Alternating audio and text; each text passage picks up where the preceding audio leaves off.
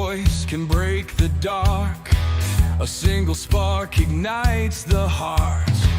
But if we turn when justice calls, the chains we forge will bind us all. When truth is silence, when lies take hold, the cost is freedom, the soul grows cold.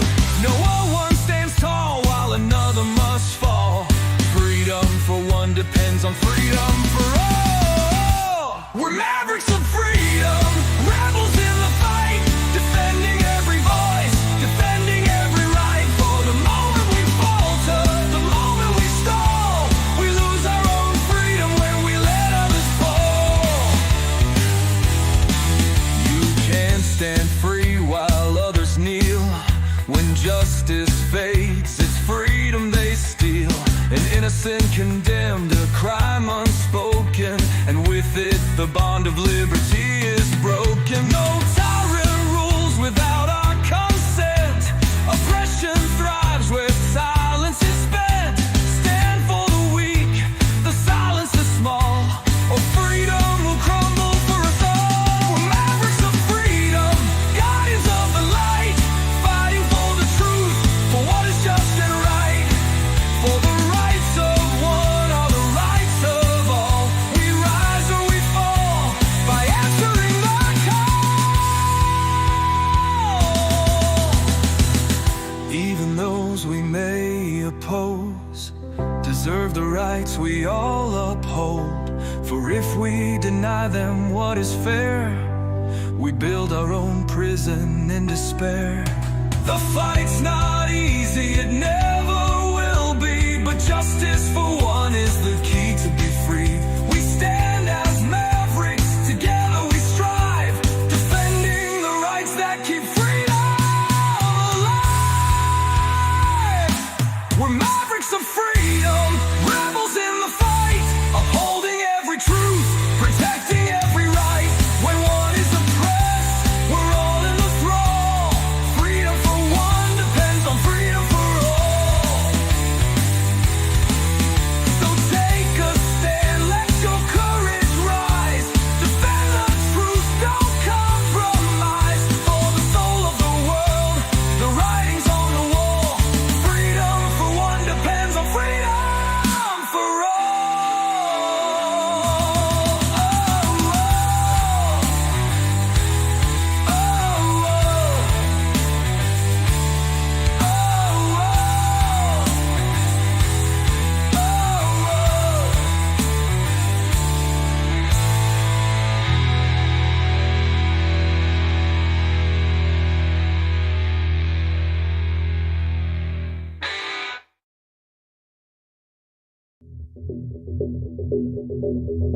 Greetings, Mavericks and new viewers.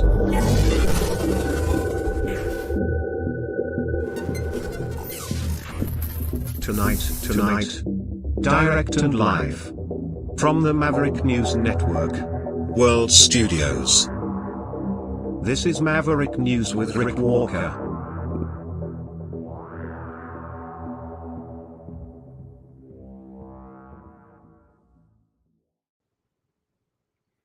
Welcome back, everyone. It's Friday. Well, this has been the most Americanized election I've ever seen. Everything about it. There's been some sort of U.S. influence on every level. And tonight, it's very apparent just in the way the Poilievre campaign has sort of displayed itself, the way he's using his airplane at the airplane hangar.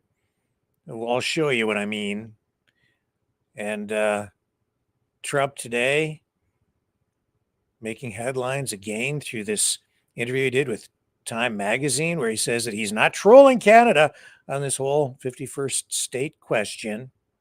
And then we see really something that I've been telling everyone about for months now. I've been saying the people who want to tear the country apart, they're focused on making you believe that Canada is not a real country, that it's not a real nation. It's just a myth. And today we're seeing exactly that language from, well, prominent people. I'll put it that way. I'll show you as we dig into this. Yeah, there's going to be a movie tonight as well. Maybe I'll have people guess what it's going to be. I don't think you'll get it, but we'll put that out there tonight as well. So, as much as I'm trying to keep things light on this Friday evening, ending the week, heading into the final days of the Canadian election, I don't know if I can, because we also have video of a high school principal in Georgia being beaten up by his students. So all that and more coming up right here on Maverick News. You know, someone very profoundly once said many years ago that if fascism ever comes to America, it'll come in the name of liberalism.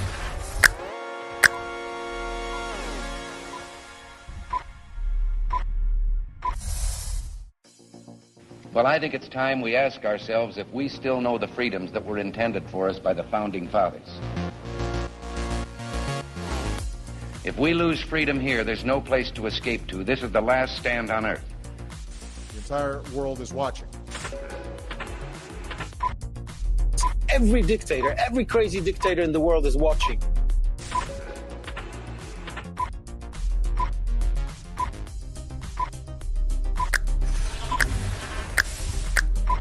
The world is watching. On TV, the entire world is watching. On social media. But the entire world is watching, and yes, they are seeing what we have apparently bravely been willing to say that others are thinking. Stand for freedom. Literally stand for freedom. Let's get this done. The entire world is watching. We're at war with the most dangerous enemy that has ever faced mankind in his long climb from the swamp to the stars. Maverick News. Maverick News. Maverick News. Let me have more control of my own destiny. The world is watching.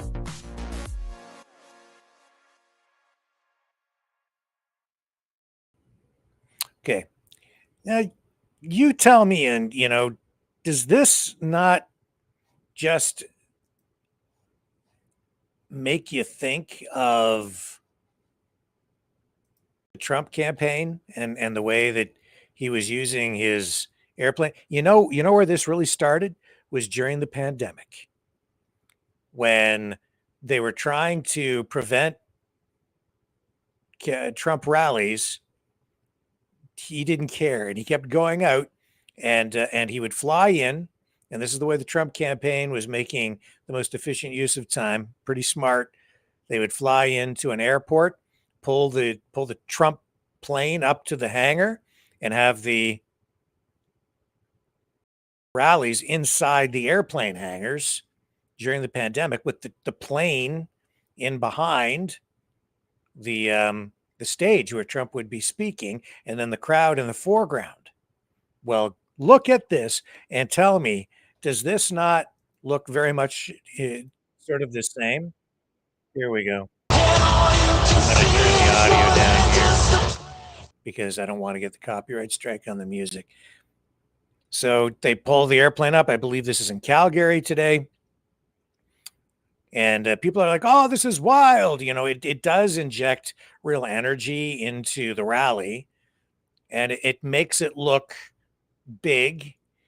It looks like he has a lot of money and momentum and power behind him. There's his plane with the graphics on the side, Canada first. This, you can try to deny it if you want, but this looks very much like a Trump rally, does it not? Is that by accident or by design? I don't know. I don't know if it's a bad thing or not. It's just an observation.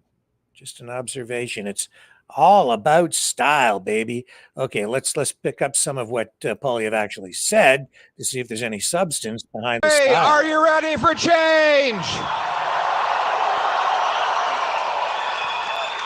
Are you ready for food and homes you can actually afford for a change? Are you ready to pay some lower taxes for a change? Are you ready to lock up the criminals so that we can be safe on our streets for a change? Are you ready to unleash our resources so we can take back control of our economy for a change? Wow. It is great to be back in my hometown of Calgary. Thank you very much. Calgary's ready for a change. Here with my family, my mother, Marlene, is here. Everybody give Marlene a round of applause. My biological mother, Jackie, is in town. Great to see you, Jackie. My brother, Patrick. Countless other relatives. Yesterday in Saskatchewan, I was told there were 34 relatives that were at our rally. And here we are in the prairies again, celebrating the great Canadian promise that I lived out here growing up in this community. Memories of walking my dog in Fish Creek Park, delivering the Calgary Sun. I was a paper boy.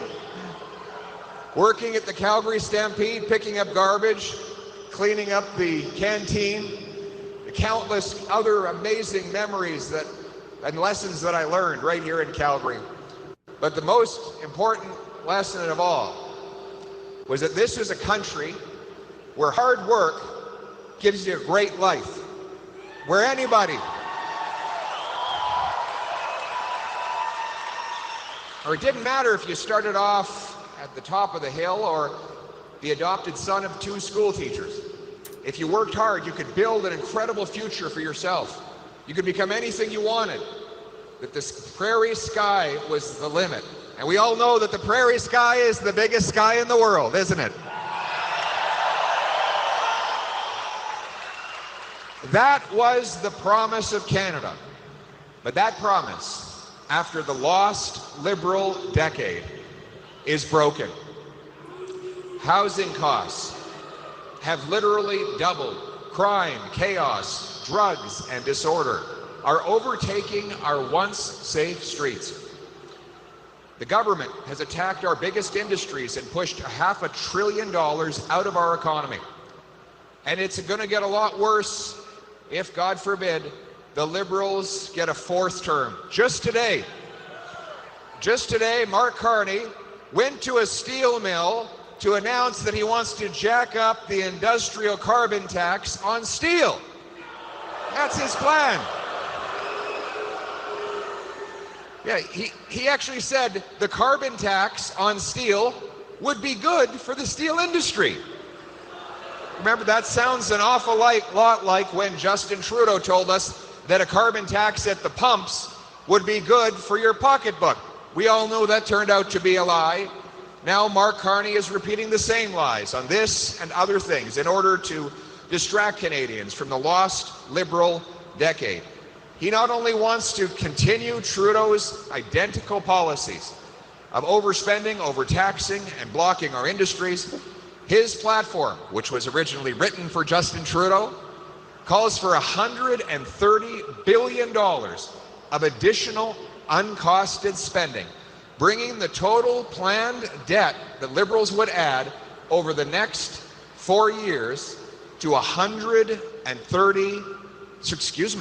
that's just his share, to $250 billion, $250 billion more inflationary debt that would drive up the cost of living, of food, of accommodation, of living in this country.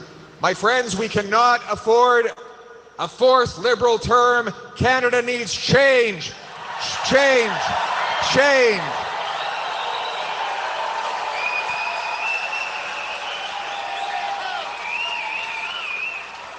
And it's not just about the past. It's about the future. We know the Liberals have published this document. Has anybody had a chance to have a look at this? It's called Policy Horizons. This really is the Liberal platform right here.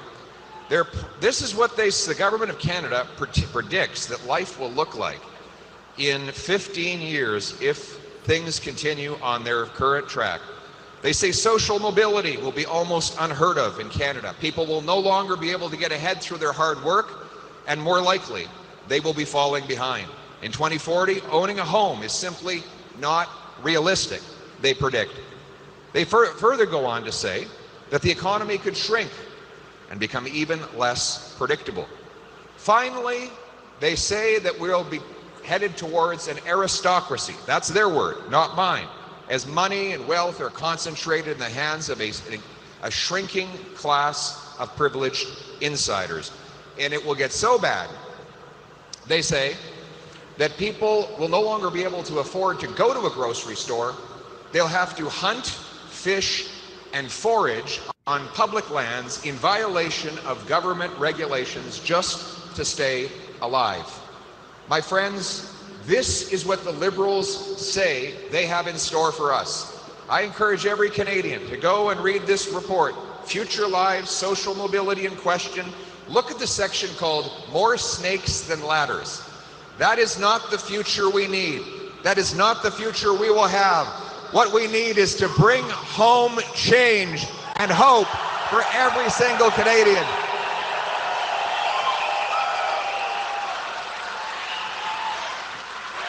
Bring it home.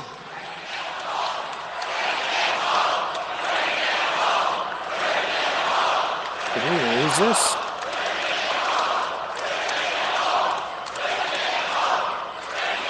What happened to the feed? And we have a plan. And we have a plan for change. Oh, the audio, but no video. This is frozen. That's going to reverse the lost Liberal decade, to do exactly the opposite of what we've seen over the last 10 years. Well, we can hear it anyway. First of all, it proposes to cut the Liberal deficit by 70% by eliminating 50. That's right. Give that a round of applause.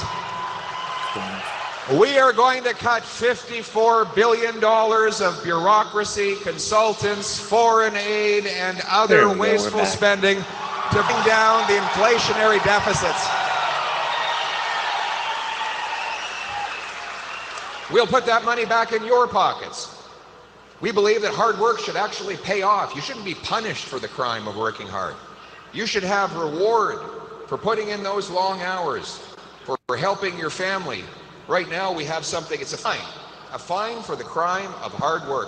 Who would like a copy of the platform? I'm going to give a copy to this guy right here. There you go. The crime of hard work is punished with high Liberal taxes that increasingly eat away at your paycheck. In fact, today, after a lost Liberal decade, Canadians spend more money on taxes than on food, clothing, and shelter combined. Income tax is the crime you pay, is the tax you pay, the fine you pay for the crime of working hard.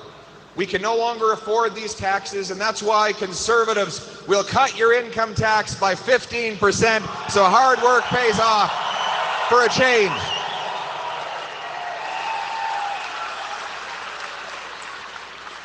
But we won't stop there. Our plan will cut taxes on energy. We know that energy powers our economy.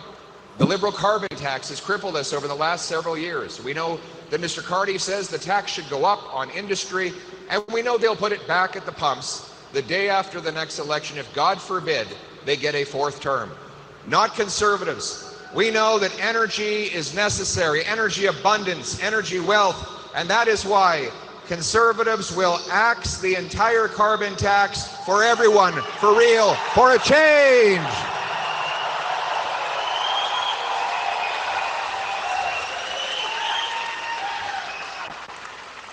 And then we'll cut taxes on cars. The Liberals don't believe you should be able to drive a gas or diesel-powered automobile. So they've come up with this plan. I call it the Carney tax. The first syllable says it all. They want to tax any automobile powered by gas or diesel that goes above their preset an ever-declining quota. So their goal is to beginning next year, to begin banning the sale of gas and diesel powered vehicles. Anybody live out in the country? Yeah. Did you can you survive out in Lloydminster or Fort Mac or Carstairs, driving out to the farm in an electric car in minus 40-degree weather in February? Well, Mr. Carney believes that you have to. His plan would put a $20,000 car tax on any diesel and gas-powered vehicles that go above his preset quota, a quota that will decline every year until 2035, when he says these cars will be banned altogether.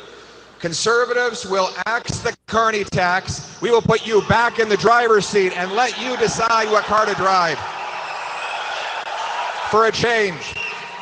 Okay, so we're gonna pull out of that, which it keeps freezing up anyway.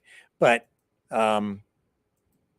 Carney did go to Sault Ste. Marie to the Algoma steel mill, as Poilievre indicated.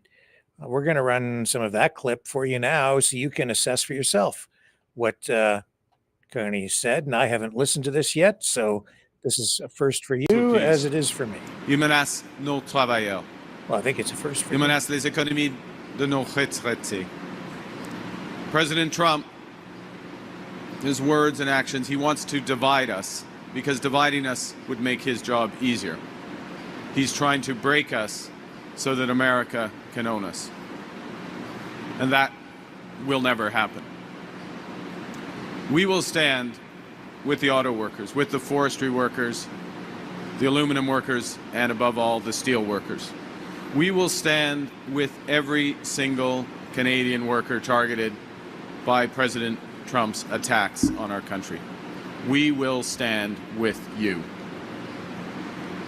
And crucially, we will fight, protect, and build. We have implemented our own counter tariffs, which will cause maximum damage in the U.S. and have only minimal impact here. On steel and aluminum, our tariffs match fully the scale of the U.S. assault. And we are returning all of the proceeds, every dollar, from those tariffs to protect our workers and the businesses that are most affected by this trade war. Anticipating this crisis and the severity of the crisis from day one, my government has helped Canadian businesses weather the storm. We're providing companies with the option of up to $40 billion in liquidity or direct financing, including by deferring tax payments. This will allow those companies to take longer-term decisions without undue pressures from short-term trade actions. A few weeks ago, in Windsor, we pledged to create a $2 billion strategic response fund that will fortify the entire Canadian auto supply chain, from finished vehicles to steel. We launched a Made in Canada strategy to address a Made in America problem. We're developing new markets with reliable partners. We have never taken our eye off the ball. We're also using all levers available, everything that's available to the government to support our steel industry. We will maximize Canadian steel, aluminum, and critical minerals from exploration through to battery production. We'll maximize the use of those materials to seize this economic opportunity to create higher paying jobs and ultimately to build the strongest economy in the G7. We will now deploy a Made in Canada procurement strategy that will prioritize Canadian steel, Canadian aluminum, and Canadian critical minerals. We will create Buy Canadian standards for federal infrastructure funding and for national defense projects to maximize our use of Canadian steel. This, as we boost Canadian domestic defense industries, and I stress domestic defense industries in production, as we build security relationships with our most reliable partners, including in Europe. Ça inclut la participation du Canada au plan Réarme Europe pour appuyer la sécurité transatlantique tout en générant des investissements ici au Canada. Nous allons utiliser tous les outils à notre disposition en tirant profit des avancées technologiques et autres innovations pour bâtir des maisons à un rythme qui n'a pas été vu depuis la Deuxième Guerre mondiale. In our strategy to double home building, we'll invest in our homegrown building industry, supporting workers and businesses and driving the adoption of Canadian mass timber, modular, prefabricated technologies. This too will benefit our key industries, including steel. We will unite our country and invest in nation-building infrastructure on a scale not seen in generations. This means major nation-building projects, ports, rails, bridges, tunnels, and much more. Projects that will connect Canada and grow our economy in ways that last for generations. Again, benefiting key industries, including steel. And in this process, we will safeguard our economy and our values. Nous travaillons en partenariat avec les provinces, les territoires et les communautés autochtones pour accélérer la réalisation de projets majeurs. Nous allons bâtir ces projets d'intérêt national à une vitesse sans précédent, en utilisant l'acier et l'aluminium d'ici, les minéraux critiques d'ici, les travailleurs d'ici et les entreprises d'ici. Nous allons doubler le nombre de logements que nous construisons par année en nous appuyant sur l'expertise de nos travailleurs et entreprises et en utilisant le bois canadien. Nous allons bâtir une seule économie canadienne, pas 13. Bâtir une économie canadienne forte. Bâtir un Canada fort. Nous allons mettre en position de force, une position de force pour négocier et renégocier des attentes commerciales. We can control our economic destiny with the right plan.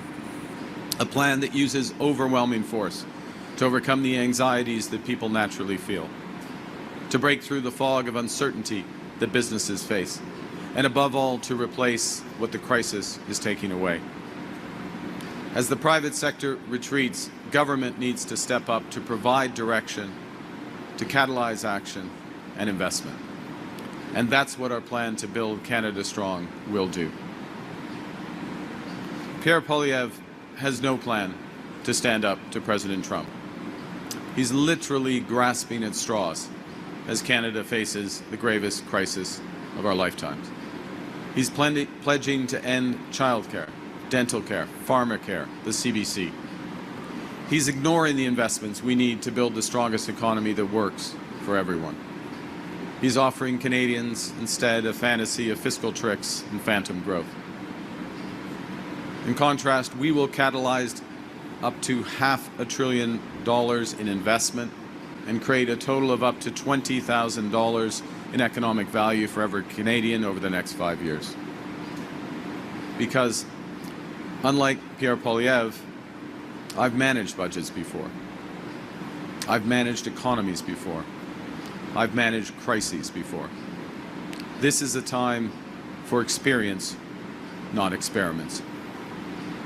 And as I have been clear from the start, America wants our land, our resources, our water, our country, and we will fight them.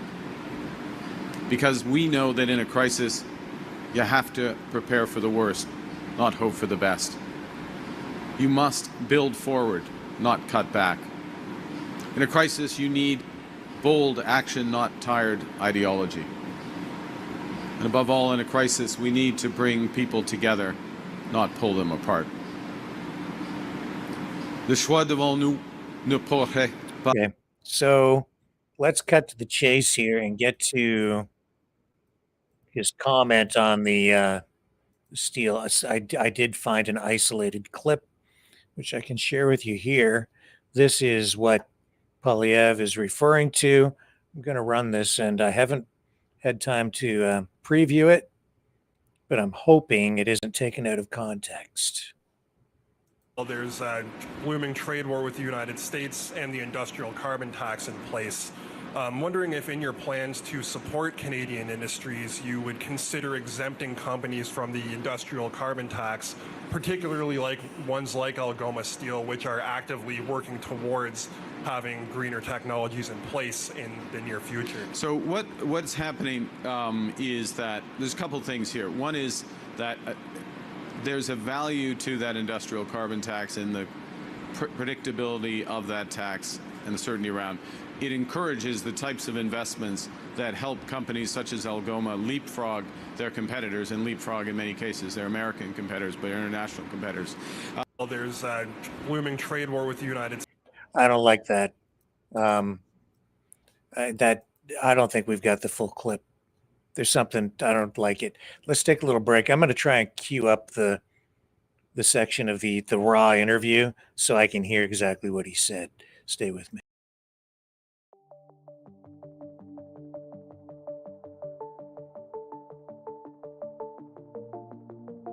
Greetings, brave Mavericks. Our quest for truth continues. We go beyond fake news. Together we expose propaganda. Together we pull others out of rabbit holes. We are maverick thinkers. We are all unique individuals, defenders of individual rights and freedoms, credible, trusted, grounded in reality. Maverick News, Maverick News. Defending free speech, free speech. Donate at freedomreporters.com. Do it now. Tomorrow may be too late. Maverick News. The world is watching.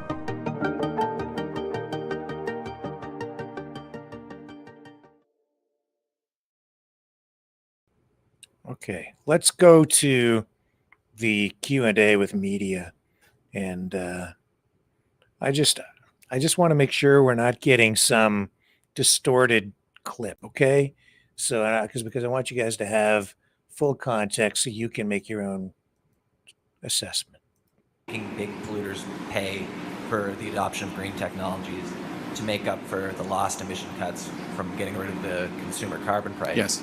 But your platform makes it sound like that might be optional for companies. So can you explain to us how that's going to work? Yeah. Why you think that we should be doing this now when companies like this are struggling so much with the trade war and with the tariffs? Well, so there's a couple of things. And we're in Algoma, so it's a great question because we have three aspects of our climate plan that are relevant here. One is there is an industrial carbon price, but the question is what happens with the proceeds from that carbon price, and to what extent is it reinvested in the industry? And we're literally about to see the reality of that as the electric arc line comes on, and the 70% reduction in carbon that comes from that through SIF investments, partnerships, Canada Infrastructure partnerships with the province of Ontario, and of course the drive of the workers and innovation here at Algoma. So that's an example. That's one example. The second example, which is something we've also committed to, Alex, which is as our businesses, as our big industry decarbonize, we don't want foreign steel coming here that's high carbon, right? From Asia, from America. So we will have a carbon border adjustment mechanism that prevents that from happening and puts them in a stronger position. So that's the second. And then the third aspect is we have this carbon market that's in place, and we have an opportunity so that the large polluters on the marginal reductions that they make, that they can pay for people's climate smart choices. It will end up being a more efficient market for them. The government will stand in the middle and make sure that people have clear incentives, and if we are elected, we will put this in place for home retrofits, for better heating systems, for EVs. And then in that way, the two markets come together. It's better for the country, it's much more efficient, and it will lead to higher and faster reductions. A little closer, please. Oh, sorry, just to be clear, if I understand what you're saying, will that system impose a new cost on companies like this, and how will that work? No, in fact, Alex, thank you for the clarifying. It will actually reduce their costs in the end because it'll give them more options on what they can do to reduce. Yeah. Next question. Okay. Plus près et plus loin.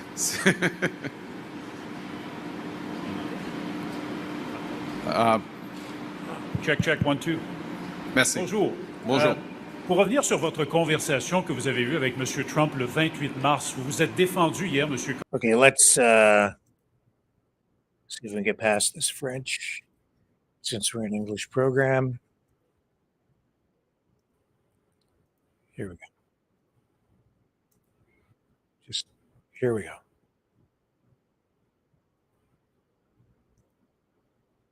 Oh, hang on.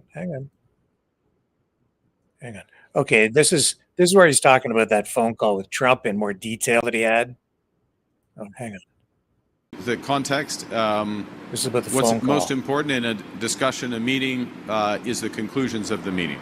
The conclusions of this discussion with the president were clear, that he respected Canada as a sovereign country, that we will meet as two sovereign nations, the Prime Minister and the President, after Monday's election, to have comprehensive discussions about the economic and security partnership. I advised him that we would be retaliating against any auto tariffs, which we did. And I also advised him, I didn't say this in French, but that I would be working hard to gain Canadians' trust. And that leads me to the final point that I said in French, that this election is crucial because Canadians are deciding on Monday, and the people of Sault Ste. Marie in Northern Ontario could be decisive in this, who is going to be Prime Minister, who will be facing the President in those negotiations, which will start in very short term, which will have huge ramifications for this industry, the steel industry that we're in, and Canadians across this country. I'm working hard to earn their trust. Thank you. Question. Good morning, Mr. Carney. Good morning. This is Pramit Mukherjee from Reuters. In 2022, the Liberal Party imposed the luxury tax, which impacted the sale of Bombardier jets and the aviation and the aerospace industry, and a lot of high-value production as well.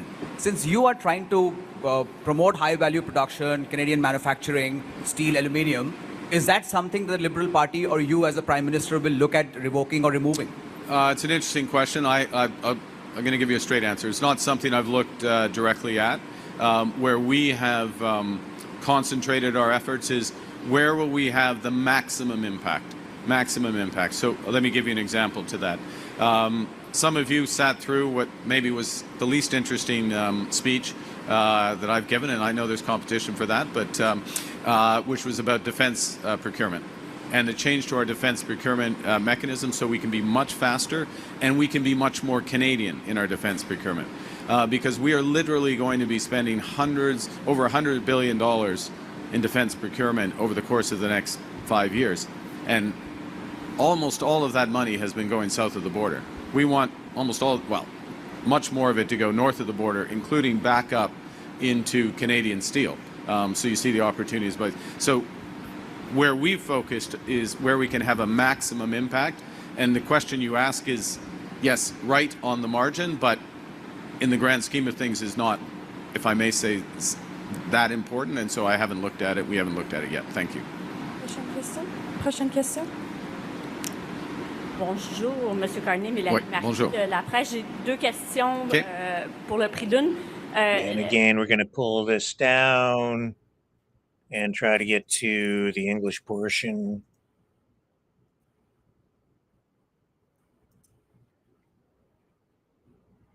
Coming up. Here we go. Transparency. Canada's ethics laws have been widely criticized as inadequate, particularly as a check on the Prime Minister's office and his powers. On access to information, the system is bogged down, excessive redactions. It's viewed as not working. Yet your platform is essentially silent on those two issues. So what commitments are you prepared to make to improve Canada's ethics regime and access to information system? I think, Bill, you ask an important question. Yes, it's not in the platform. It's in my head. And so I will now, against the advice of my advisors, let it out of my head, which is I do think looking at access to information is quite important. The speed with which the information is provided, and as you say, the redactions that I think, I'm happy to commit to having a review of that, because I do find that, at least as an outsider, I've been an outsider until now, and as a consumer of it, that I sometimes can't always follow the process, if you will. So an objective review of that would serve Canadians well, regardless of the result of the election. Thank you. Ethics? Look, I think there have been a number of reinforcements over the course of the last decade on the ethics side. I think that I would distinguish between the rules and the conduct. If there are specific proposals, obviously we would look at them. But what's important is bringing that spirit of obviously the highest integrity. I think my track record is consistent with that, but also that commitment that goes with it to transparency, which was the second part of your question. Thank you. Next question. Glenn McGregor, City News. Also not on your platform was electoral reform. Yeah. The predecessor, Justin Trudeau, when he was first elected, promised to end the first-past-the-post system, have a more representative system. Yeah. Will you make the same commitment? If you were elected Prime Minister, will you revisit changing the current electoral system? I think we didn't have it in our platform. Government's about making priorities, and given the scale of the economic crisis that we're facing, the security crisis we're facing, our commitment to supporting Canadians through a range of social programs and recommitting there, that candidly is not. Yes, it is not in the platform. I will give you my personal view on it, which is that I think as a Prime Minister should be neutral on these issues, so that if a process is developed, that they are objective and not being seen to tip the scales in one direction or another. And I think that, if I may, looking back on what happened previously, that probably is part of what stalled progress on it. So there may be a point, Glenn, where we've advanced on other immediate pressing priorities, particularly the crisis. That's our intention. That those more structural issues in our democracy could be addressed. Thank you. En français, en ce qui concerne ça, c'est... All right. So as I sit and listen to that, I'm like, what is he talking about? Because I have to say, he does not always come across clearly when he's explaining these sort of complicated economic issues. And on this carbon tax thing, as I'm listening to him, he's not clear to me. It's not clear to me how he thinks this application of the carbon tax will ultimately reduce the cost of production for Algoma steel. Now, I can say that Canadian steel companies are using production technology more advanced than what is being used on the U.S. side generally. They're less efficient down there. They're older facilities on the U.S. side generally. Some of the ovens they have down there, as I've indicated in previous shows, over 100 years old. That's why the U.S. steel industry is not really competitive. And up in Canada, to produce aluminum, steel, they're using a lot more electricity than coal. But I don't understand exactly what he was saying there, frankly. So he needs to learn how to communicate in a clearer, simpler way to get these complex ideas across to the public. Or maybe it just, I don't know. How does applying the carbon tax, but it ends up costing them less?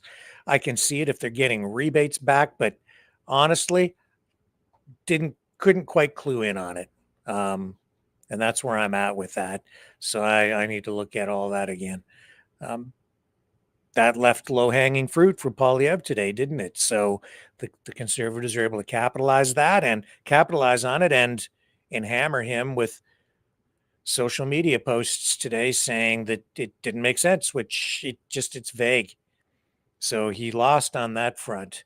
3 days left in the election. Jagmeet Singh, NDP, where is he? Back in Ontario, vote-rich Ontario, seat-rich Ontario, and he's in my hometown of London, Ontario. Here he is. This is what he had to say. Time of uncertainty, in a time where we've got a lot of stuff going on, trade war, Donald Trump, uncertainty, high cost of living, do you think it's the right time to cut healthcare? No. Wait a second, is it ever the right time to cut healthcare? No. So if Mark Carney has all the power, liberals are going to do what liberals always do. Ignore people, cut the services you need, and if the Conservatives are the only ones in opposition, then you're going to have the worst of Carney and the worst of Conservatives. So we've got a very important job to let people know. If you believe in defending public, universal health care, if you believe that everybody in this country should have a decent place to live, afford their groceries, then vote NDP. Send New Democrats to Ottawa. And here's the reason why. We've shown you that everything that we're proud of as Canadians, every single thing, when you ask someone, why are you proud to be a Canadian? Why do we never want to be the 51st state? People say, well, because of our health care. That's one of the first things people will say. You know what? If we get sick, we go to the doctor, we go to the hospital, get treated. In the States, you get sick, you go bankrupt. We don't want that here. But how do we get health care? Well, because people like you all voted for New Democrats like Tommy Douglas, and he went to Ottawa and forced the government to bring in universal public health care for all.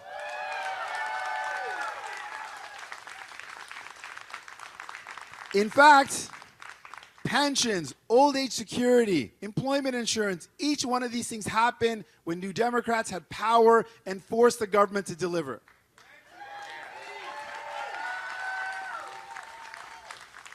And most recently, because you gave us the power, because you used your vote and sent Lindsay Matheson and 24 of us to Ottawa, we fought for an expanded health care for the first time in a generation with dental care. Millions of people in our country have been able to see a dentist because you voted for us, because you gave us that power. And you know, it's hard to imagine a million, millions, almost 2 million people have received dental care. It's hard to imagine what that means. So let me tell you a story about a person in particular to let you know what this means to be able to get dental care. Let me tell you the story of Sue. Sue is a senior. She's living on a fixed income. She's worked her whole life. I met her in Ottawa. She got her dental care card in the mail, and we were asking people if we could hear their feedback. How's it working? She said, you know what? Come with me to the dentist. I was a little nervous. She was a little nervous too, I think, and so we were there together at the dentist's office. And I remember being in the office with her, and she told her story to the dentist and the denturist. And she said, I'm a senior, I'm living on a fixed income, and I'm a cancer survivor. She beat cancer. But in beating cancer, the treatment meant she lost her teeth. And she was in a rough way, and she felt pretty embarrassed by her teeth. She had almost no teeth left. And she had this picture with her that she pulled out. The picture was her with a smile. And she had this beautiful smile. And she said to the dentist and the denturist, I just want my smile back. And the dentist looked at the denturist, and they looked at her, and they said, we're going to get you it back. It's going to be covered with this program. And I was with her when she broke down in tears of joy and said, you're going to give me back my dignity. You're going to give me back my smile. Imagine 2 million people like Sue. That's what we did for Canadians. That's what we delivered for people.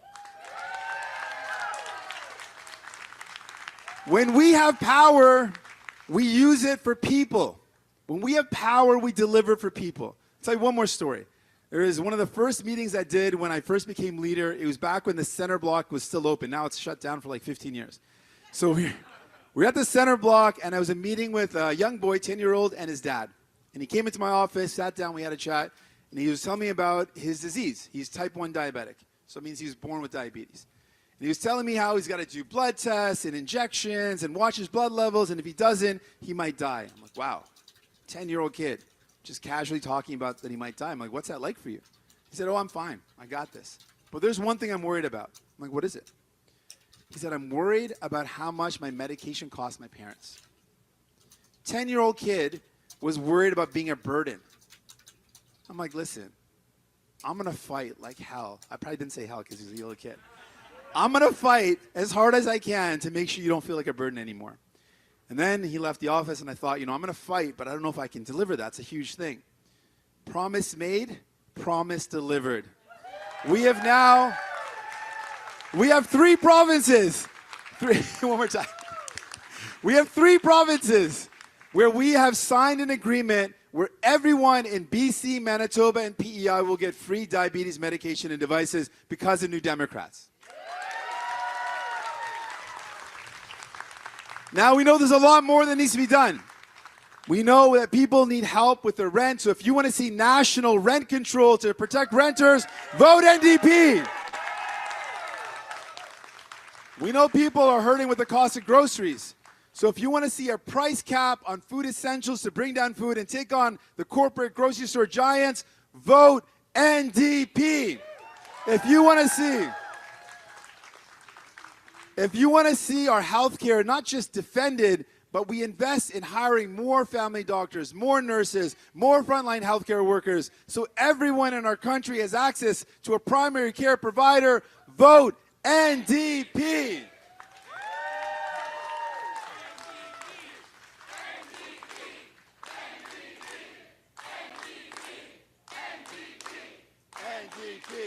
NDP. So my friends, we know that Ottawa works best when one party doesn't have all the power. More specifically, Ottawa works best throughout our history, recent and past. Ottawa works best when there are strong New Democrats fighting for everyday people in Ottawa. So don't let people tell you we got to shut up and be quiet and sit this one out. We got to be tall and strong and defiant and let people know that the progressive choice in ridings across this country are New Democrats, not Liberals. It's New Democrats who can be conservatives in so many ridings. So get out there and knock on those doors. Make those phone calls. Find every single vote we can, and let's win in this election for people, for the working class, for the middle class. Use your power and vote with your heart, vote with your values, vote for who you believe in, and you believe that New Democrats are the ones that are going to fight for you and defend what matters most to you and your family. So are you ready to get out there and fight? Are you ready to fight for people?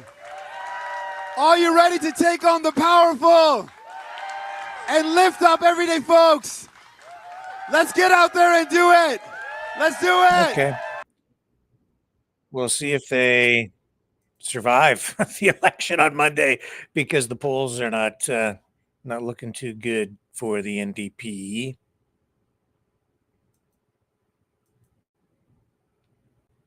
And Poilievre, just show you this.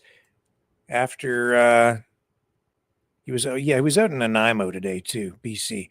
But that's what you can do when you have an aeroplane flying you around, Trump style. You go from one part of the country to the other in a matter of hours and hold multiple rallies. And here he is in Nanaimo, not so much for a rally, but for a campaign stop, where he is meeting with campaign supporters. Looks like he's at some sort of a charity place, or I don't know what this is. Let's just let it roll and we'll find out. Where do you want me to set up here? Right around here? Sure. Okay, great. So this is the dry pasta. There's a food bank. There we go. And then dry pasta. You want to get that one? Thanks for all your work, guys. Very welcome. Yeah, I think we got canned, Just down this way. canned and We've got beans here. tomato sauce. Pasta sauce can come over here. Thank you. There we go. Beans over here, so that's Where should we put the corn? Can go in there. Good stuff. All the canned foods go in here. Yeah, perfect. Yes. The fruit? You want canned food in there as well? That can go in there as well. Okay, lots of vitamin C for everybody. Good. All right, we're emptied out. Good stuff. Where would you like me to put this? Back here. Hi there. Well, there's a photo op of You're our all very one. focused.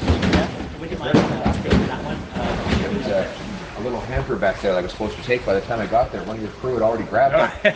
So I can tell you're very focused on getting the job done around here. Absolutely. Right on. Really nice to meet you, sir. Really nice to meet you as well. Nice to meet you, sir. Yes, thanks for your hard work. Thank you. Sir. I don't want to. That's okay. Good to see you, Thank you. sir. Nice to meet you. Many blessings to you. Oh, say hello to this nice gentleman here. Okay. Hi there. Good to see you. Thanks for your hard work. Really appreciate it. I know that Tamara volunteers here often, so she's a good member of the team, and you'll be seeing a lot more of her. Yes. Another plan. Yeah. So anyway, listen, it's been a tough while here for people. It's hard to afford food these days. People are working harder and harder, and the food bills go up faster than their paychecks. Absolutely. So we think it's time for a change, so people can afford good food and homes and safe neighborhoods. That's what we're running for. So, merci beaucoup tout le monde. And we're going to bring home safe food, safe streets, decent food, affordable homes. That's what we need for the future. On a besoin de l'épicerie abordable, des logements que les gens peuvent acheter, des communautés sécuritaires. Okay, so we'll see if that pays off for him on Monday. And I'll be here Monday, obviously, providing election coverage. I haven't really got it all planned out yet, so I'll mull that over a little bit overnight and into tomorrow and come up with a more concrete plan. Maybe I'll just sit in the chair and maybe we'll do a little call-in action, and you guys can join the conversation and help with the coverage. I'm not sure. Not sure yet.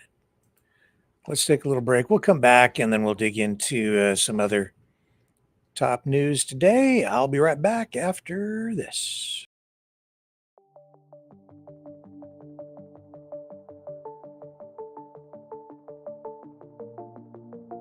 Greetings, brave Mavericks. Our quest for truth continues. We go beyond fake news. Together we expose propaganda. Together we pull others out of rabbit holes. We are maverick thinkers. We are all unique individuals, defenders of individual rights and freedoms, credible, trusted, grounded in reality. Maverick News, Maverick News. Defending free speech, free speech. Donate at freedomreporters.com. Do it now. Tomorrow may be too late. Maverick News. The world is watching.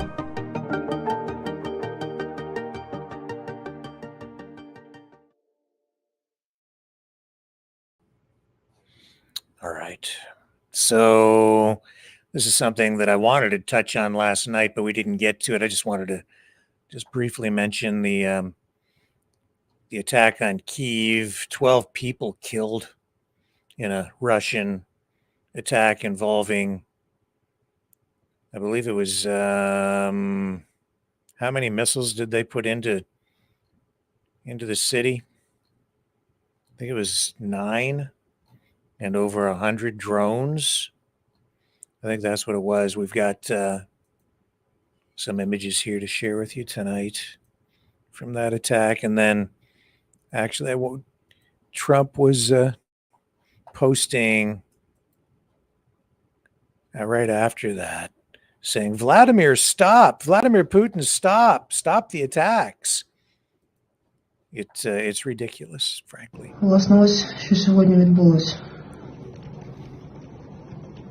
This is Це момент влучання. you can see the attacks there in that Це просто жесть. on the screen. And this is the result.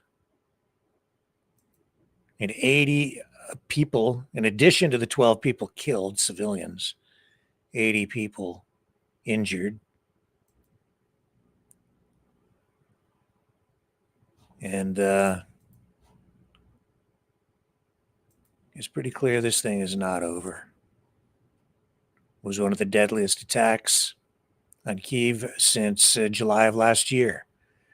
And all this while, we do see efforts to try and bring some sort of a peace resolution there, but the Trump administration really not effective in this regard at all. And in this Time magazine report, where they have this exclusive interview with President Trump ahead of his 100-day mile marker, he's saying that when it came to him making reference to ending the conflict in 24 hours upon taking office, or maybe even before he takes office, he said he was speaking figuratively. Whatever. Now he's posting on social media saying that he just landed in Rome for the Pope's funeral. A good day in talks and meetings with Russia and Ukraine. They are very close to a deal, he says again today. And the two sides should now meet at very high levels to finish it off. Most of the major points are agreed to. Stop the bloodshed now. We will be wherever is necessary to help facilitate the end to this cruel and senseless war. All that after we saw Marco Rubio, Secretary of State, say that he was just going to skip the meetings because it didn't look like Ukraine was willing to give up, how much of its country? About 30, 40% something, not recognizing Crimea as Russian territory officially. And if you go through the deal, you can totally understand why Ukraine would take that position. But the Europeans said, okay, you don't want to show up, USA? That's okay. We're going to be there. And they went. And it looks like Trump doesn't have any choice. One way or another, he's going to have to participate in this, or the U.S. team. So they have to, they're too involved. So they were just going to walk away. I don't know where this is going. This is so unusual, the whole thing. So just we'll just continue to watch. That's all we can do at this point. And here's talking about Trump going to Rome. This is him on Air Force One on the way over, on his way over to the Pope's funeral. Again, everything around this presidency is just weird. And listen to what he says when he's asked. Oh, wait a second. That's not the clip that I wanted.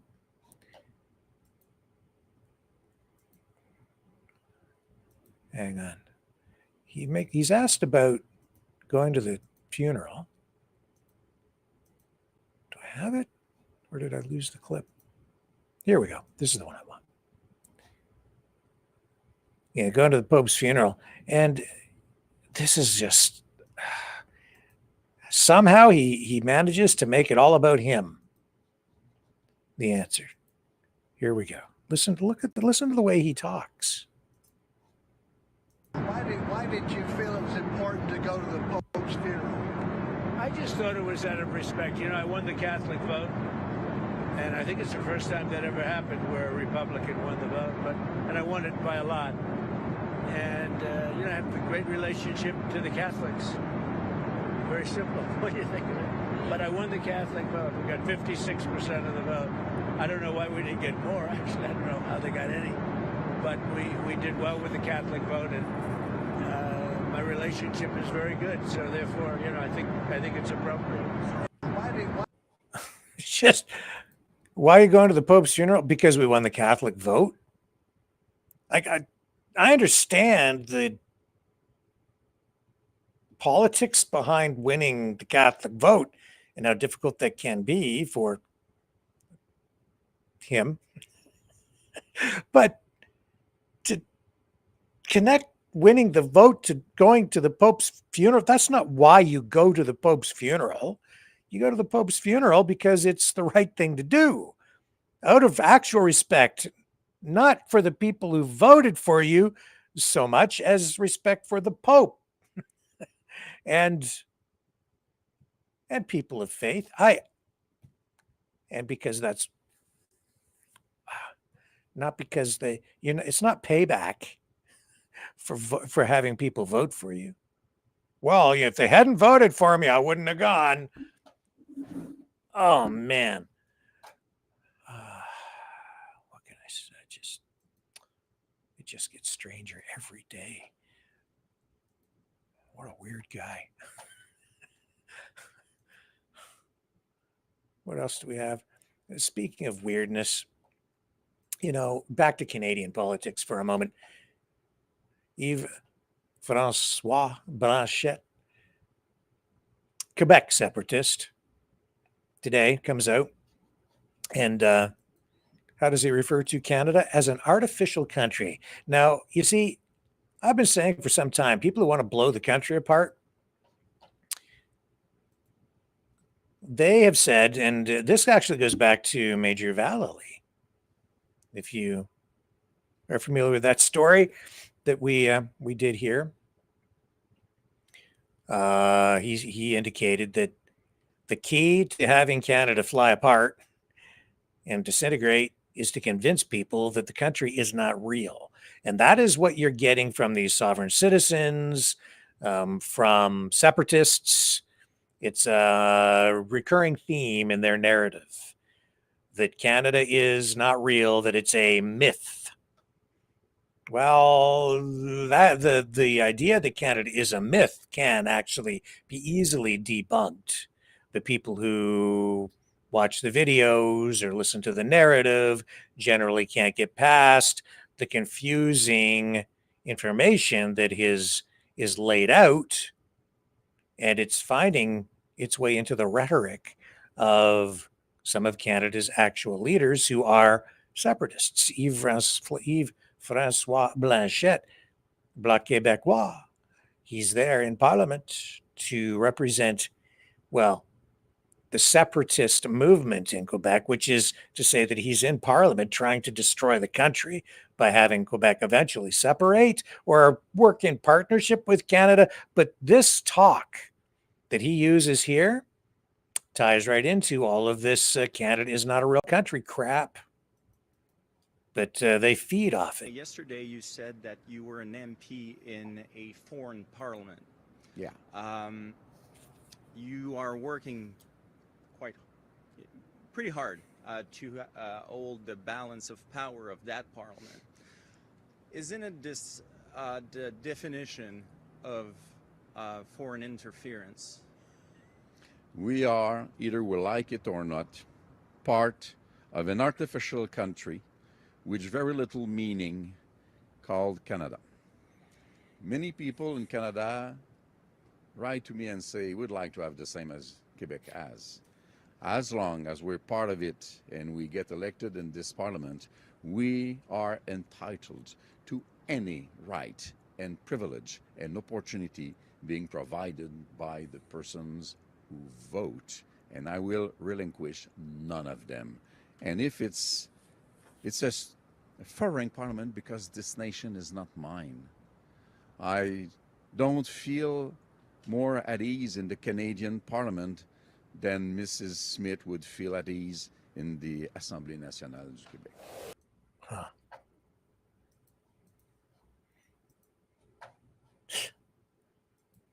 He's not the only one using that kind of language. They're in cahoots, aligning with Western separatists.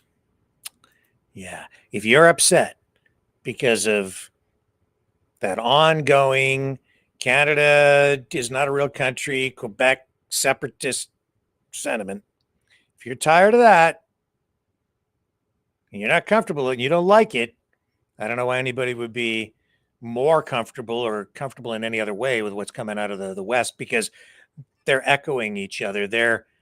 They have one common interest. They don't have anything else in common, I guess. But the one thing they do have in common is they'd like to tear the country apart. And that's finding its way into the West, as I say.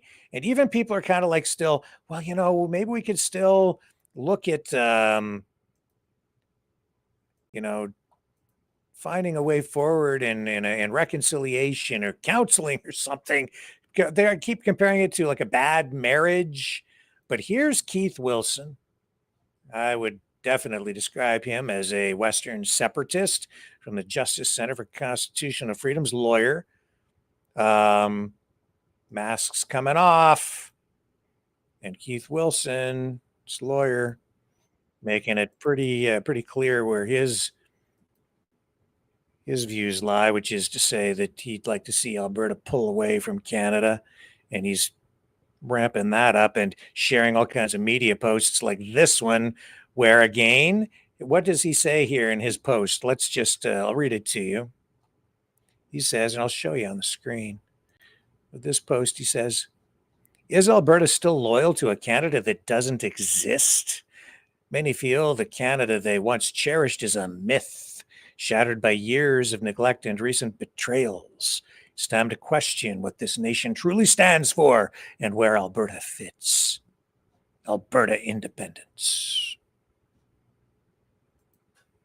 And I did watch some of this live, some of this podcast. So the interesting...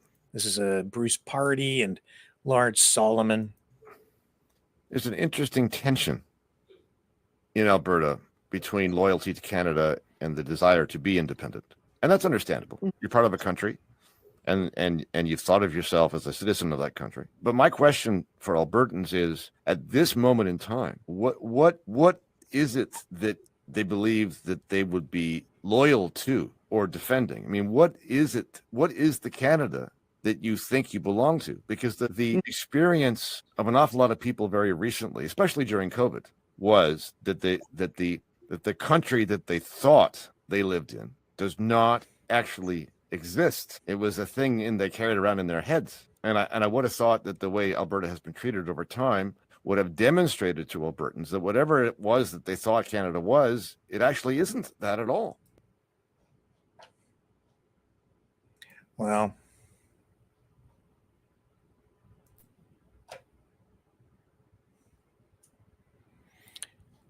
yeah, you can don't let a crisis go to waste. They always say.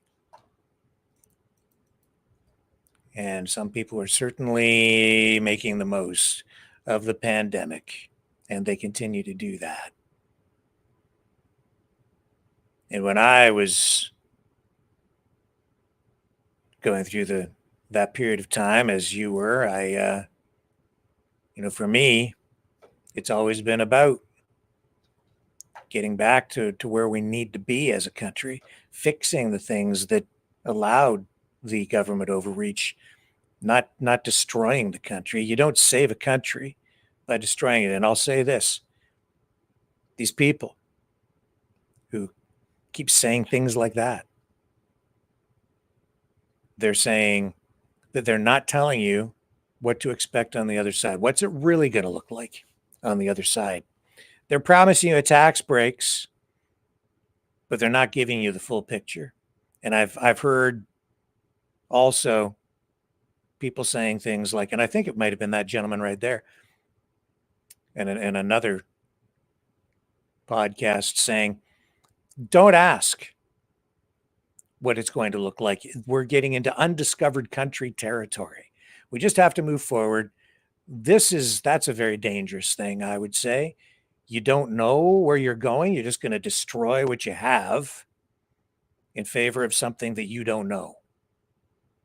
But don't be afraid. Just have faith, I guess, and just jump in head first. Ill-advised, I would say. You're probably going to miss what you have when it's gone if these people are successful in destroying the country and tearing it down. I'm not there. Because they're spinning up lies. I just keep seeing lie after lie after lie. The whole Canada is a myth thing is a lie. Canada's not a myth. Canada's a damn miracle. It's just that some people are greedy. They want more money, more power.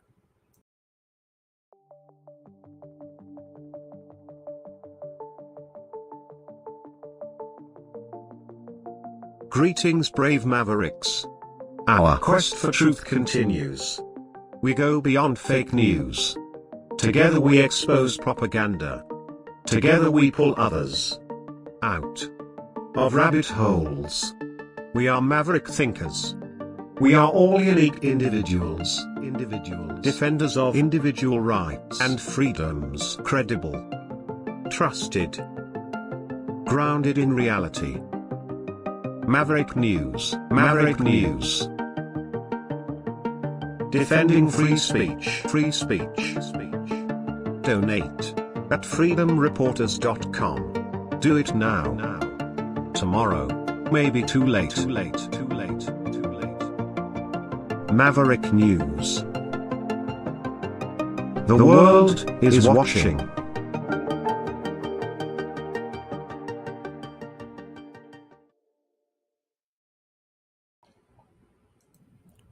So, 51st state stuff. Still front and center in the election. And Trump just occupying lots of space. Strange things again today, too, just on the justice front. Oh, further, too, to that Kyiv attack, the NATO Secretary General Mark Rutte on Fox News making reference to this, saying that, if you're winning the war, as Russia claims to be, you don't fire missiles into center of a city at civilian targets. Here he is. Why? It's terrible. What happened yesterday is a sign of weakness by the Russians, that they are not winning this. You are not going to send missiles to residential areas outside Kyiv. I was visiting the beautiful city of Odessa together with President Zelensky 2 weeks ago. That city is also under constant Russian fire. If you're winning a war, you are not going to do that. It is a sign of weakness. It is terrible. There are 12 people dead in Kyiv. Innocent people just living and going about their lives of every day. Small children being hurt. We have seen all the footage. It really it cries your heart out when you see it. So yesterday.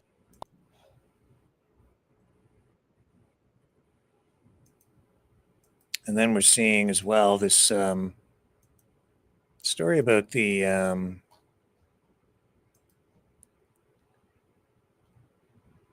FBI in Milwaukee arresting County Circuit Court Judge Hannah Dugan today, alleging that she obstructed federal authorities by helping an undocumented immigrant avoid detention.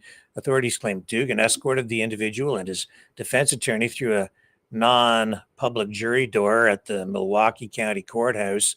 The arrest, announced by FBI Director Kash Patel on X, marks a significant escalation in the Trump administration's immigration crackdown, targeting local officials who interfere with federal enforcement. That's pretty unusual, maybe unprecedented. Patel stated Dugan's actions endangered the public by misdirecting agents who later apprehended the individual after a foot chase. Attorney General Pam Bondi, speaking on Fox News, condemned Dugan's alleged conduct, calling it shameful and emphasizing that no one is above the law. Well, almost no one. DHS spokesperson Tricia McLaughlin echoed this, accusing activist judges of obstructing the administration's mandate to secure the homeland. Here's the clip with Pam Bondi. Basically, this is, boy, I don't know. Is this actual justice or is this the politicization of the justice system? Madam What's Attorney happened to our judiciary is beyond me. Yeah, so when the American public hears this and they think these were once upstanding people in their communities and their professions, and they put it all on the line for this, I mean, have you dug into their motive? Like, what inspired them to carry out these acts and harbor criminals? They're deranged is all I can think of. I cannot believe, I think some of these judges think they are beyond and above the law, and they are not. And we're sending a very strong message today. If you are harboring a fugitive, we don't care who you are. If you are helping hide one, if you are giving a TDA member guns, anyone who is illegally in this country, we will come after you and we will prosecute you. We will find you. If I could just...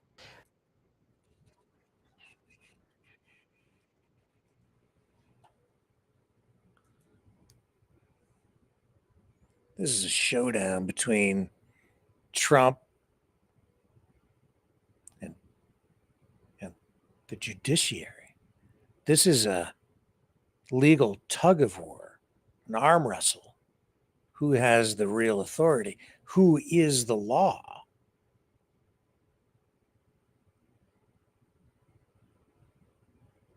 I don't like the rhetoric either. I don't like the way this is being spun. Why is it that as I'm listening to her, Pam Bondi, and she's talking about we're going to come after you, we're going to get you, even judges, going to arrest judges. Why is it that when I listen to that, what comes to mind is the Underground Railroad?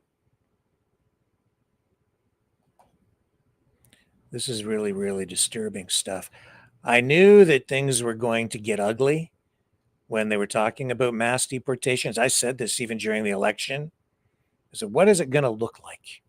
You're going to have people in riot gear, officers running through the streets, chasing down people, making arrests, putting them on buses and shipping them off to who knows where. And now we're seeing people loaded on airplanes and flown out of the country with, as we talked about last night, no actual due process, violation of even the rights of people who are accused of being in the country illegally. And under the U.S. Constitution and U.S. law, yes, even people in the country under those circumstances are entitled to a degree of due process. They don't have all of the same rights as U.S. citizens, but they do have rights under U.S. law. And it looks to me like those laws are simply being ignored. And yes, this is what comes to mind tonight. The Underground Railroad. Don't know what I'm talking about? You might want to look it up. Maybe we'll talk about it another night. It's definitely worth learning about if you don't know about it. Stay with me.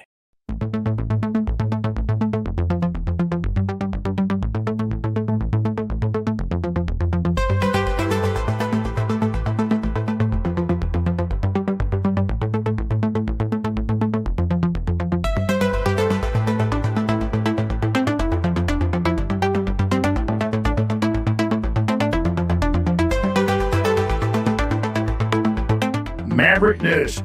Expose lies and tell truth.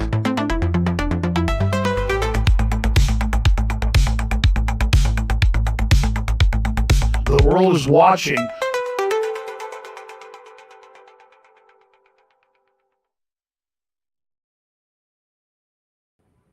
Okay, John out in Alberta has been working on a story about Hudson Bay Company again. We have an update on that. Stay with me. We're going to pick up John on the other side of this.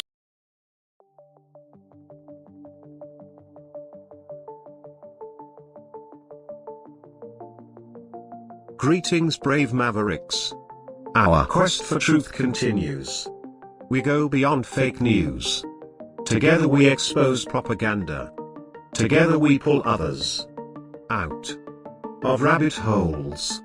We are maverick thinkers. We are all unique individuals, defenders of individual rights and freedoms, credible, trusted, grounded in reality. Maverick News, Maverick News. Defending free speech, free speech. Donate at freedomreporters.com. Do it now. Tomorrow may be too late. Maverick News. The world is watching.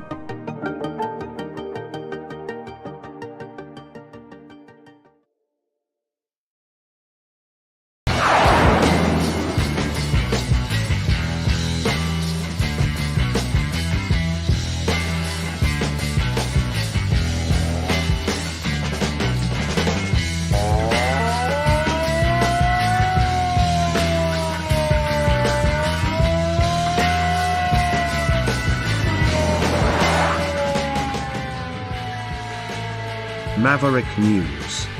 Fighting for freedom.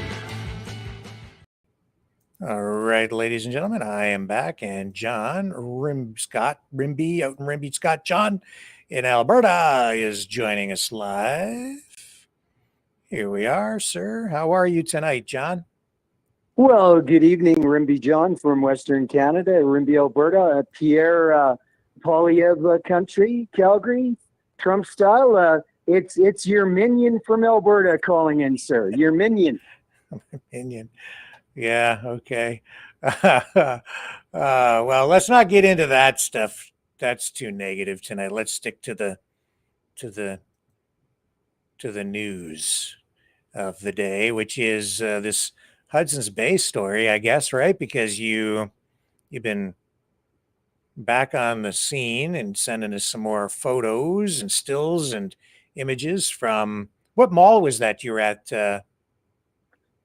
shooting this stuff, John? That's actually a very sort of upper end mall, Northwest Calgary, next to the Children's Hospital and the University of the Calgary. Market Mall. Been around for over 50 years. I worked there as a teenager for Woodward's food floor in the restaurant department. That's 1,000 years ago, Rickster. They had a Woodward's department store? Yeah, we had, the Woodward's brothers. I don't think there were any down east, but yeah, they were a pretty famous department store, Woodward's brothers. Yeah. We didn't have, I don't think we ever had those out here in Ontario, but. No, I think they were kind of Rick's, Alberta and BC. And then unfortunately, I worked there as a teenager in a restaurant. Unfortunately, I think they had a massive ranch just outside Banff, Alberta, cattle ranch, and I think they ended up in a fight, and they kind of ended up being broken up. But yeah, Woodward's was for all of the Alberta, BC dinosaurs up there. Yeah, quite a phenomenal department store. Yeah, I used to go to Woodward's over in Detroit, and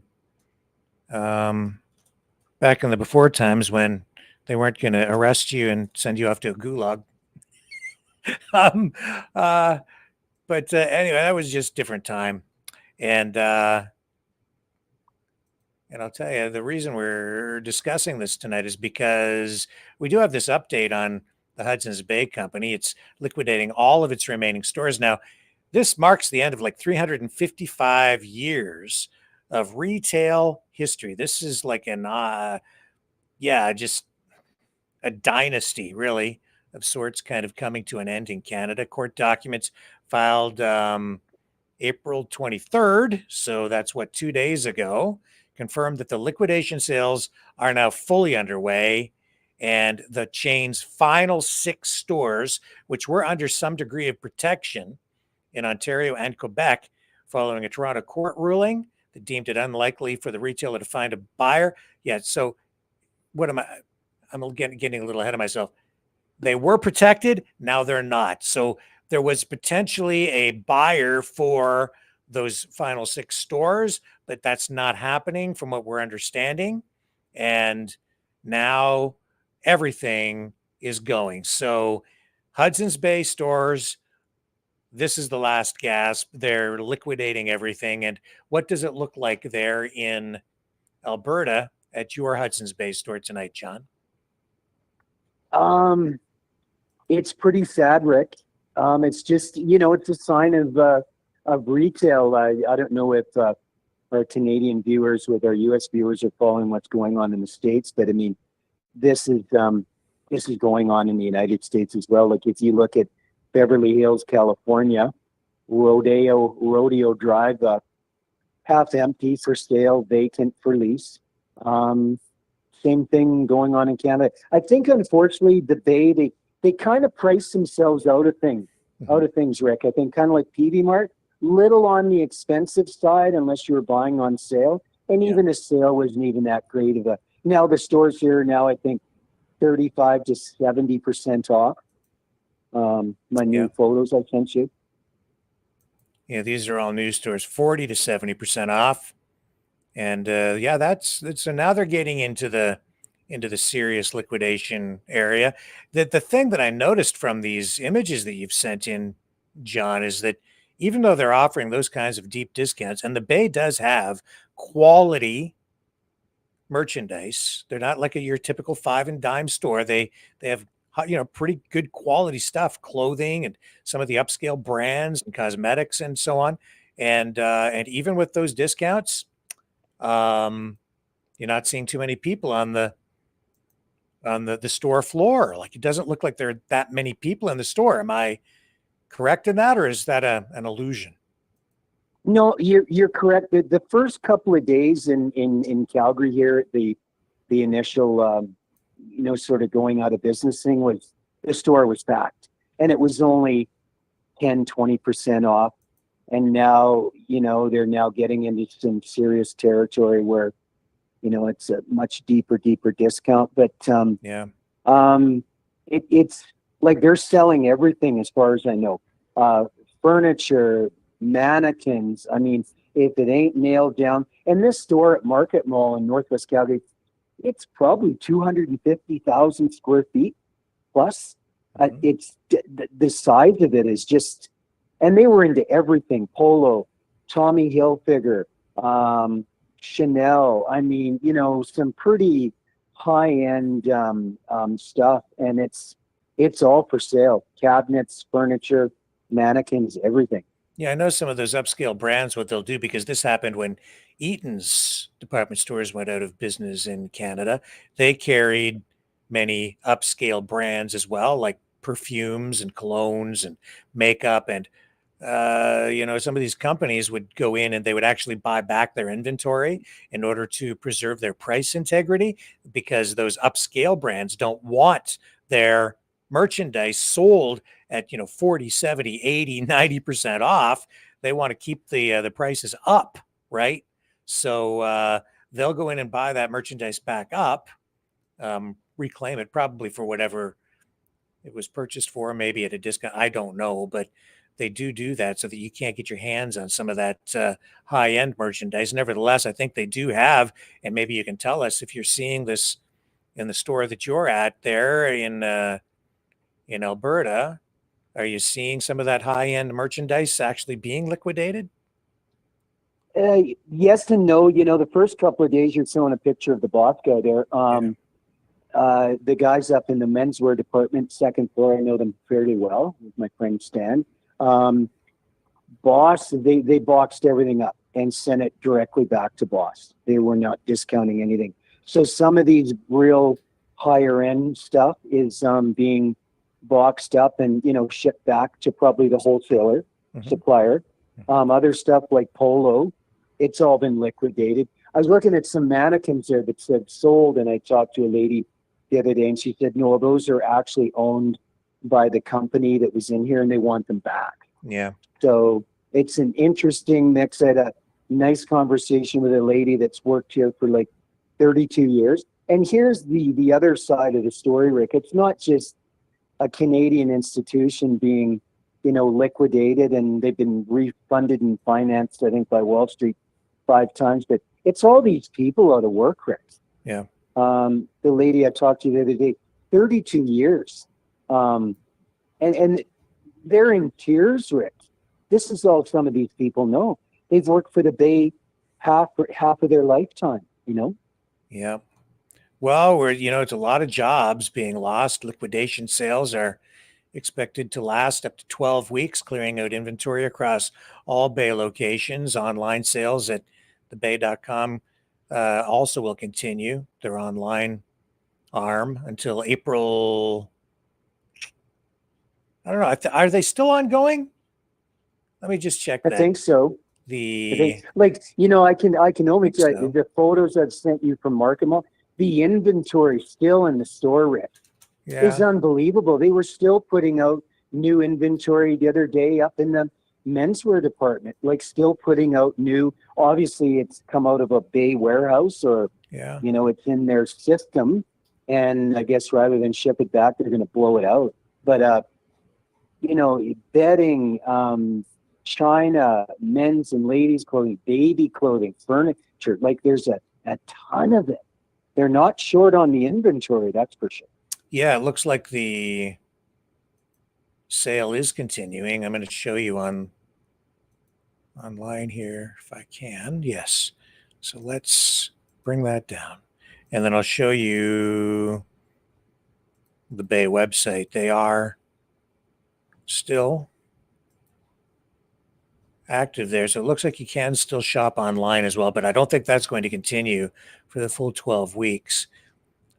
I don't know why exactly, but you'd almost think that they would continue beyond the bricks and mortar stores liquidation and would be able to go longer with their online sale, but I guess not. Anyway, for now, you can still, it looks like, purchase online merchandise. Can't redeem your gift cards anymore. If you had a prepaid gift card from grandma or grandpa or your wife, Rick, from Christmas, as of April the 6th, 2025, those were a done deal. So and I imagine it's that way Canada-wide, I would think. Okay. So did they just, on the topic, did Hudson Bay not have a major multi-billion-dollar real estate portfolio that they spun off? Because originally a lot of these landmark Hudson Bay stores, like, there's one in downtown Calgary, Edmonton, like I think they owned the building, the real estate. They weren't just renting in a mall. Has all of that been liquidated? I am checking for you, actually. Just kind of an interesting side question. So they owned or managed about 40 million square feet of gross leasable real estate in various locations through its HBC Properties and Investments division. Now, that included some high-profile properties like the flagship store in Toronto on Queen Street, sold to Cadillac Fairview for $650 million, but that was back in 2014. So it looks like they've been, liquidating some of their real estate holdings to prop up their overall retail operations. So yeah, they do have some real estate holdings, but the bottom line is they didn't have enough to keep the business afloat because they still owe something like $1.1 billion, I believe, in debt.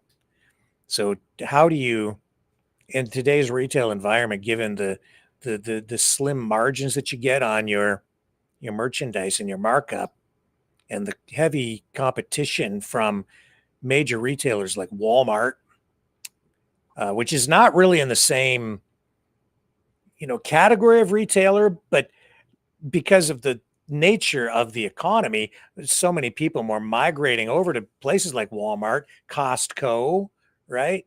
And these upscale stores, certainly in Canada, not being frequented as much. And even with these discounts, you're seeing people aren't even in there flocking to the place to take advantage of the sales to pick up bargains as they're liquidating all of this stuff. So, yeah. Well, in this particular market mall, Northwest Calgary, Alberta, Canada Bay, It is in a Cadillac Fairview Mall. I think the Bay in South Center, it is Cadillac Fairview too. And I just know there's lots of vacancies. Like I know Freedom Mobile, my cell guys, the mall is coming around, and like A&W, Kentucky Fried Chicken, like all the food, they've had to do upgrades.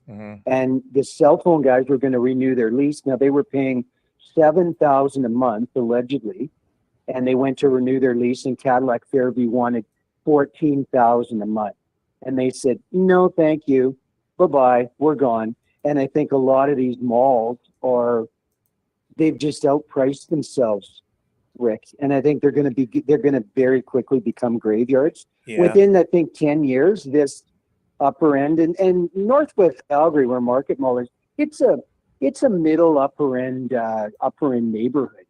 Silver Springs, the University Children's Hospital. I think within 10 years, the mall will be bankrupt, and they'll be building condos or retirement.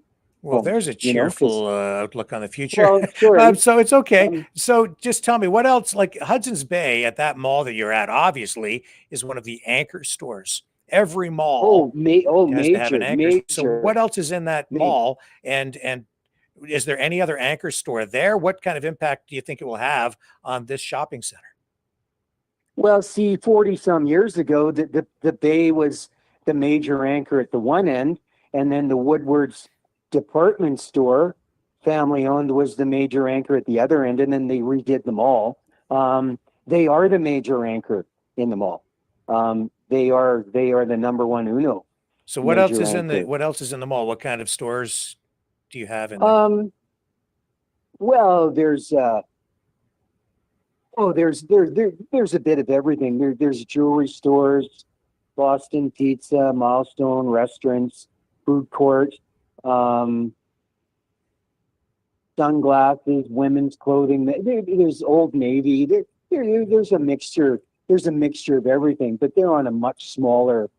They're not on a 300,000 square foot or 250,000 square feet level like the Bay. Yeah. You need those anchor stores to keep everything operational there. If you don't have the anchors, it becomes very difficult, and then these things get hollowed out.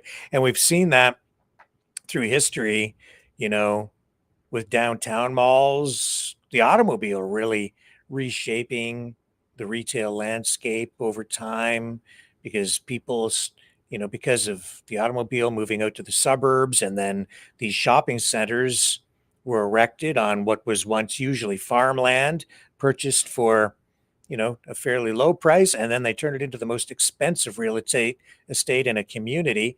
But they're always located on the outer ring of a city, and then you ended up with donut communities, which we have, all across Canada and much of the United States as well, where you have quite often shopping centers or just downtowns that are really suffering because these shopping centers were set up and it just pulled all the business out to the outer edges of the city, right? Those became the retail hubs on the outer edges. And the people, the businesses that established those shopping centers got filthy, filthy rich. These department stores made money hand over fist for many years, but then times changed. You're seeing the emergence of big box stores, more competition, then now online retailing, and another new reality and other economic challenges facing them right now. So as a result, this is where we're at tonight. Hudson's Bay Stores, founded in 1670 in Canada, is when the company was set up, and they are now liquidating everything that they have, including not just the retail stuff, not just the merchandise, but also real estate holdings, and they even have an art collection that is very historic, and a lot of Canadian history attached to that, John, and all that is going as well. Well, if it ain't nailed down, it's for sale at the Bay. But I mean, honestly, you've got Amazon, you've got all this online shopping now. The woke kids, like I'm an old dinosaur like you. I love to touch, feel, and taste the merchandise. and I like to deal with a real person. Like when I go through the grocery store, I want to deal with a real cashier. I don't want to use the machine, the self-check. And I guess it's just the time has come and gone. But let's be really frank here. The Bay was never on the cheap side. I think they've priced themselves pretty well out of the market. Yeah. Although, what I always found about the Bay is that it wasn't like really high end, but it wasn't like Walmart 5 and dime dollar store stuff. It was just really good quality. It was good quality stuff, some high end merchandise, but not like Tiffany's, but it was sort of middle class upscale. And so if I needed, a good pair of shoes for work, that would be a good place to go. Like a quality pair of dress shoes, or a good, back in the day when I'd wear suits to work, a men's suit, you could get a quality suit there. Or if you weren't going to like a tailor or something, right? But not like a cheap suit, and you get quality shirts, all cotton shirts and things like that in menswear that were, high quality, but not so high quality that it wasn't affordable for a low class lug like me. Well, but Rick, I'm a total polo guy. I would look at a polo shirt at Hudson Bay at Market Mall, Northwest Calgary, $125. And yet I go from my farm at Rimbey to just south of Edmonton's Leduc, and they've got a premier outlet mall with a polo store there. And I would buy $125 shirts on the discount rack with my family friends discount and my email discount for $22.50. I would buy 5 shirts. The same polo shirt in Calgary was $125 at the Bay, and I'm picking them up for $22.50 tax in Premier Outlet Mall. Well, folks, the final 6. I live in Polo. I live in Polo all the time. Yeah. So the final 6 Bay stores now no longer under protection. So the final stages are upon us. 355 years of Canadian history evaporating before our eyes. Get the deals while you can. Stay with me, John. Speaking of shirts, I'm going to run this little promo here because I think your friend Brandon Pringle and my friend who was on the program last night, he messaged me. I think he might buy the rest of these Trump fight shirts. So you still have some of those? Yeah, I do. Is mine in the mail, Rick, sir? Well, I told you, man. Just tell me where to send it. But here, I'm going to run this promo. If anybody wants one of these things, speak now or forever hold your peace. I think Brandon messaged me. I don't know if he's going to get them or not. He's if he wants them. Hang on a second here. Maybe he did message. Well, what sizes do you have, Rick? I'm a 3X. I don't know. I don't have a 3X, 3 XXX thingy, but we can talk about that more later. Let me just run this promo. If anybody wants one of these things, scoop it up now before they're gone, or you can contact Brandon if he does buy these things up, and he needs some needs. So, and I will make a contribution to the food bank, as I indicated before, if we sell these things. So here's the promo. He's a fighter. He's a survivor. President Trump, defiant, strong. He is determined to make America great again. Pay tribute to the 45th President of the United States with this collectible t-shirt from the Maverick News Memorable Moments collection. Even a would-be assassin's bullet could not stop him. Instead, he emerged with his fist in the air ready to fight. For freedom. Get your Trump Fighting for Freedom t-shirt with any donation of $30 or more to Maverick News. There are 2 iconic artistic designs to choose from. But there is only one way to get these. Donate at freedomreporters.com. Support free speech. Free media. Support Maverick News. Call 1-866-248-1490 or order online at supergeeks.tv.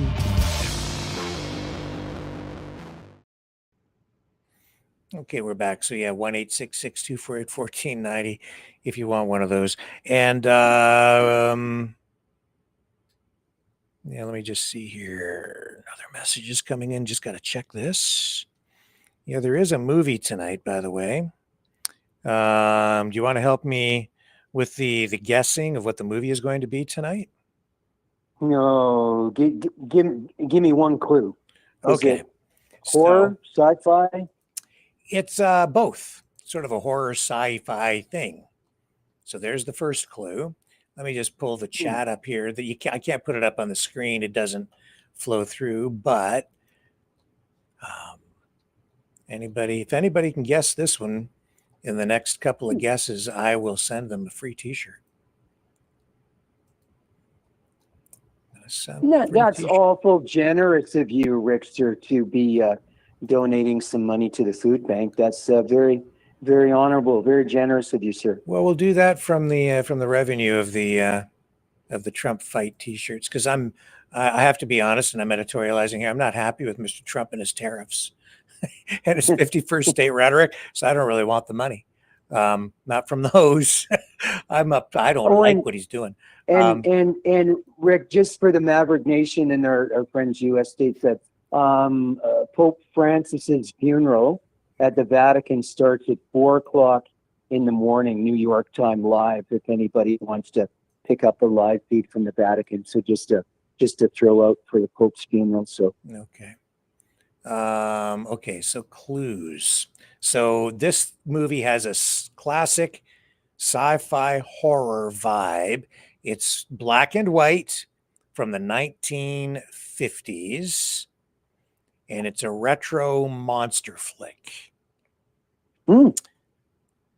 where small towns face big creepy threats. How about that for a clue to start? Does that help anybody? Looking here. Any guesses there, John?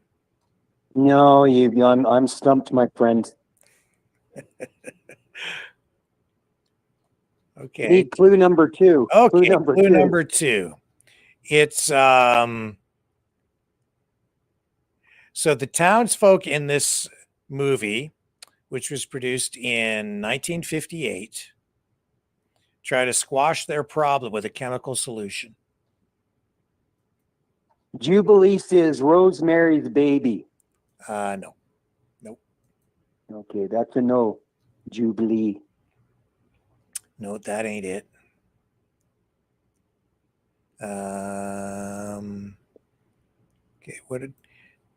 does any other guesses out there? Any other guesses? The zombies. No, not the zombies. Clue number 3, Rickster. Clue number 3. Okay, clue number 3. That's a tough one tonight. Yes. Okay. So a group of high schoolers stumble into danger while investigating a mysterious disappearance, only to uncover a colossal problem. Yeah. Now, what year's the movie? Black and white, 1940s? 1958. 50. Okay. Does that zero it in for us, Maverick folks? 1950. And it's not in color in 1958? No.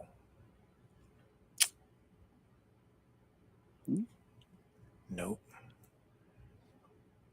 Sci-fi horror. So it combines the two genres. Miss Kitty Prepping says the zombie. No. No. Okay, sorry. Miss King Kong? Nope, not King Kong. No, that was not in 1958. The Dragon says the Cape Carnival monster. No. And Jubilee says King Sorry, Kong. Dragon. Petros for me says The Fly. No. Oh, Miss Kitty Prep says, who's the leading star, Richter? Well, I don't know. If I tell that, then I'm really going to be giving it away, right? Oh, okay. Sorry, Miss Kitty. The Invasion of the Land Mower, Beverly One says. No. Sorry, I Bev. think anybody's going to guess it. No. All right. I guess I'll have to tell you. The Invasion One of the more Lawnmower. clue. One more clue. Is One that more clue. is that one more clue? Okay, let me see what I can find here from info so I can get an Miss appropriate Kitty clue. Prep says the plan. The Plan. I don't know if that's even a movie, is it? Spiders. Linda says spiders. I don't know. You got me stumped anyways. And I'm a movie guy. Howard's a movie guy too. You're movie people, but I wasn't even around in 58, Rickster. Yeah, Rising Dragons is arachnophobia. No, arachnophobia came much later. Arachnophobia was like 19. I think the only one I'm familiar with was from 19. Wasn't it in the 90s? Maybe in 2000. I don't know. I'm losing track of my decades, man. Well, Rick, were they not doing color movies in 58 or not till the 60s? 58. Yeah, it may. I don't know. Well, this one's in black and white. That's it. Oh, okay. I love black and white, actually. Yeah, me too. In many ways, it's got its own sort of character, right? Miss Kitty Prep says we need one more clue. Please, Rickster.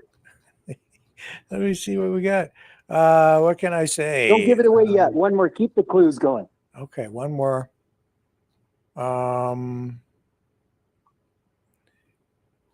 Okay, it's an American International Pictures film. Oh, okay. That's it. Killer Tomatoes, Jubilee says. No, Attack of the Killer Tomatoes. No, that wasn't 1958. No. And it was shot mostly in Los Angeles. Yeah. And there were some cave scenes in it, which were shot down, I believe, in around New Mexico. Peach Roses for me says 50 women. 50 women? Oh, yeah. Attack of the 50-Foot Woman. No. Oh. Nice. Sorry, good guess. Roses for me. Yes, though. Good guess, Peaches for Roses for me.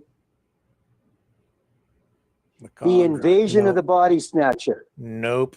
All good guesses, though. Well, that's a good guess. Yeah.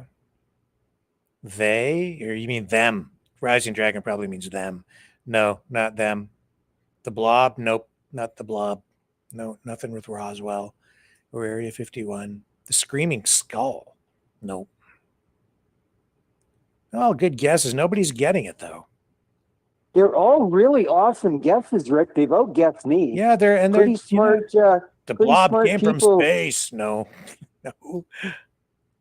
There's Johnny 69 from Toronto. Hi, Johnny. Spiders. Pretty close there, John. Yeah. Oh, John, you're on something pretty hot, bro. Yeah, he's. I think he's using the internet to cheat. Oh, he's Googling it. John, you're a bad boy. Okay, Toronto. And because of that, oh, I'm gonna tell you what it is. Yeah, there you go. Peach Roses for me. Earth versus the Spider. That's right. Oh, so they Googled it, Rickster. Yeah, they did. That's okay. You send me your address.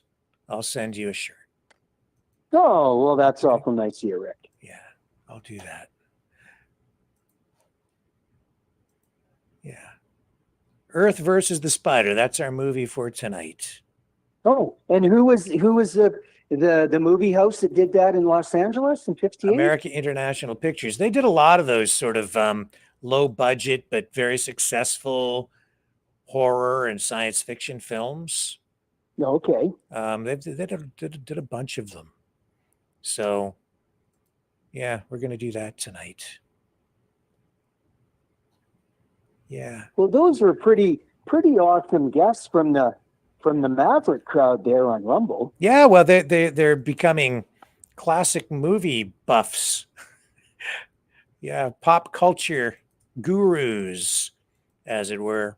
So that's pretty good. Good guesses all the way around tonight. Yeah. So that gets us a little past the top of the hour. Did promise to tell people about this. I want to share this before we sign off tonight and get ready for the Maverick Midnight Matinee film. I don't know. Maybe we'll just continue on with the broadcast, and I'll have to pull off YouTube for the movie. But well, Rick, I've had a really bad day today, Rick. I got to tell you, my girlfriend's going to be doing a 7-year prison term. Georgina Santos. Oh, George Santos. Oh, yes. Georgina doing a 7. Oh, I think it's pretty harsh, but. Oh, I don't know. 7 years. George Santos, months. Convicted of enriching himself through politics, Republican. And he's going to be sentenced. Let me just see. I think I have a clip of him, so let me just see if I can find that to share with people here tonight. Where'd you go there, George? I don't think Georgina's American Express card's going to work in prison, Rexter. Or maybe online. I don't know. Where'd my clip of him go? Hang on, I'm looking. I just have so many tabs open. I've sort of lost him. Well, here, I'll bring it up over here. And it's been an extra bad day, Rick. Not the 7-year prison term. My 9-year-old son has been banned from Carnival cruise ships for life. He was a bad boy on the cruise ship, Rickster. Yeah. Hang on here.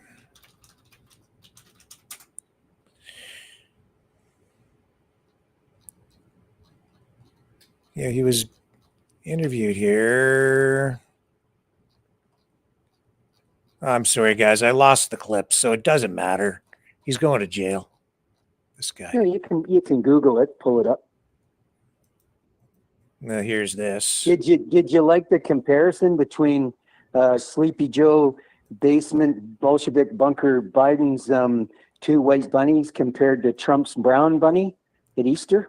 Oh, yeah, you sent me that clip too. And I'm like, well, what was my response? I choose gray. Yeah, that's actually a good choice, gray. Yeah. Can't go wrong with a gray Easter bunny. Here we go. Let's pull the bay down. We'll bring George Santos up. A couple of other things just to share with you before we get to the movie tonight. Here we go. So here's George Santos.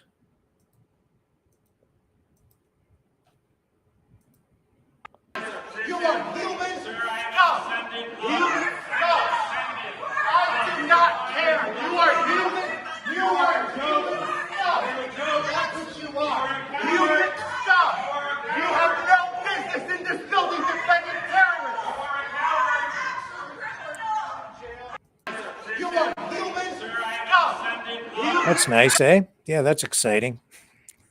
I don't know what the context is behind all of that because I haven't been following this story, honestly, quite enough. No. Well, it just kind of popped out. He's kind of got a potty mouth, eh? Looks like that. Ooh. Yeah. Dropping the F-bombs or... Oh, that's not very, very statement-like, is it? No, not really. There's also this other story that I wanted to share with people tonight. This is the principal at MLK Junior High School in... let me just get my information up here. So yeah, this is... Oh, no, not that one. Sorry, just getting near the end here, so... It's all good.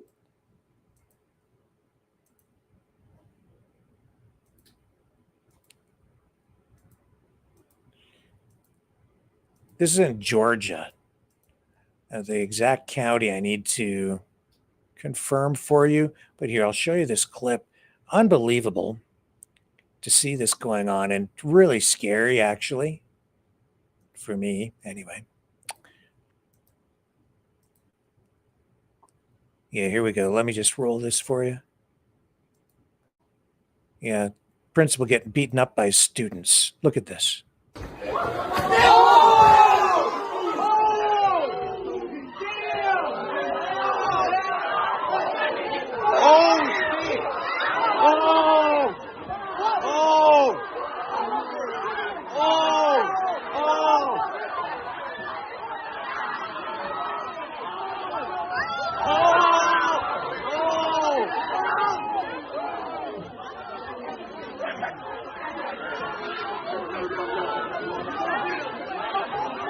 Stick it down, lay back.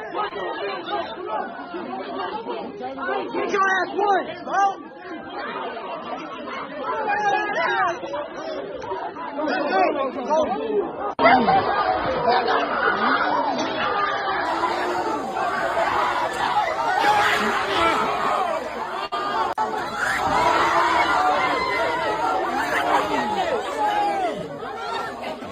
Oh my God!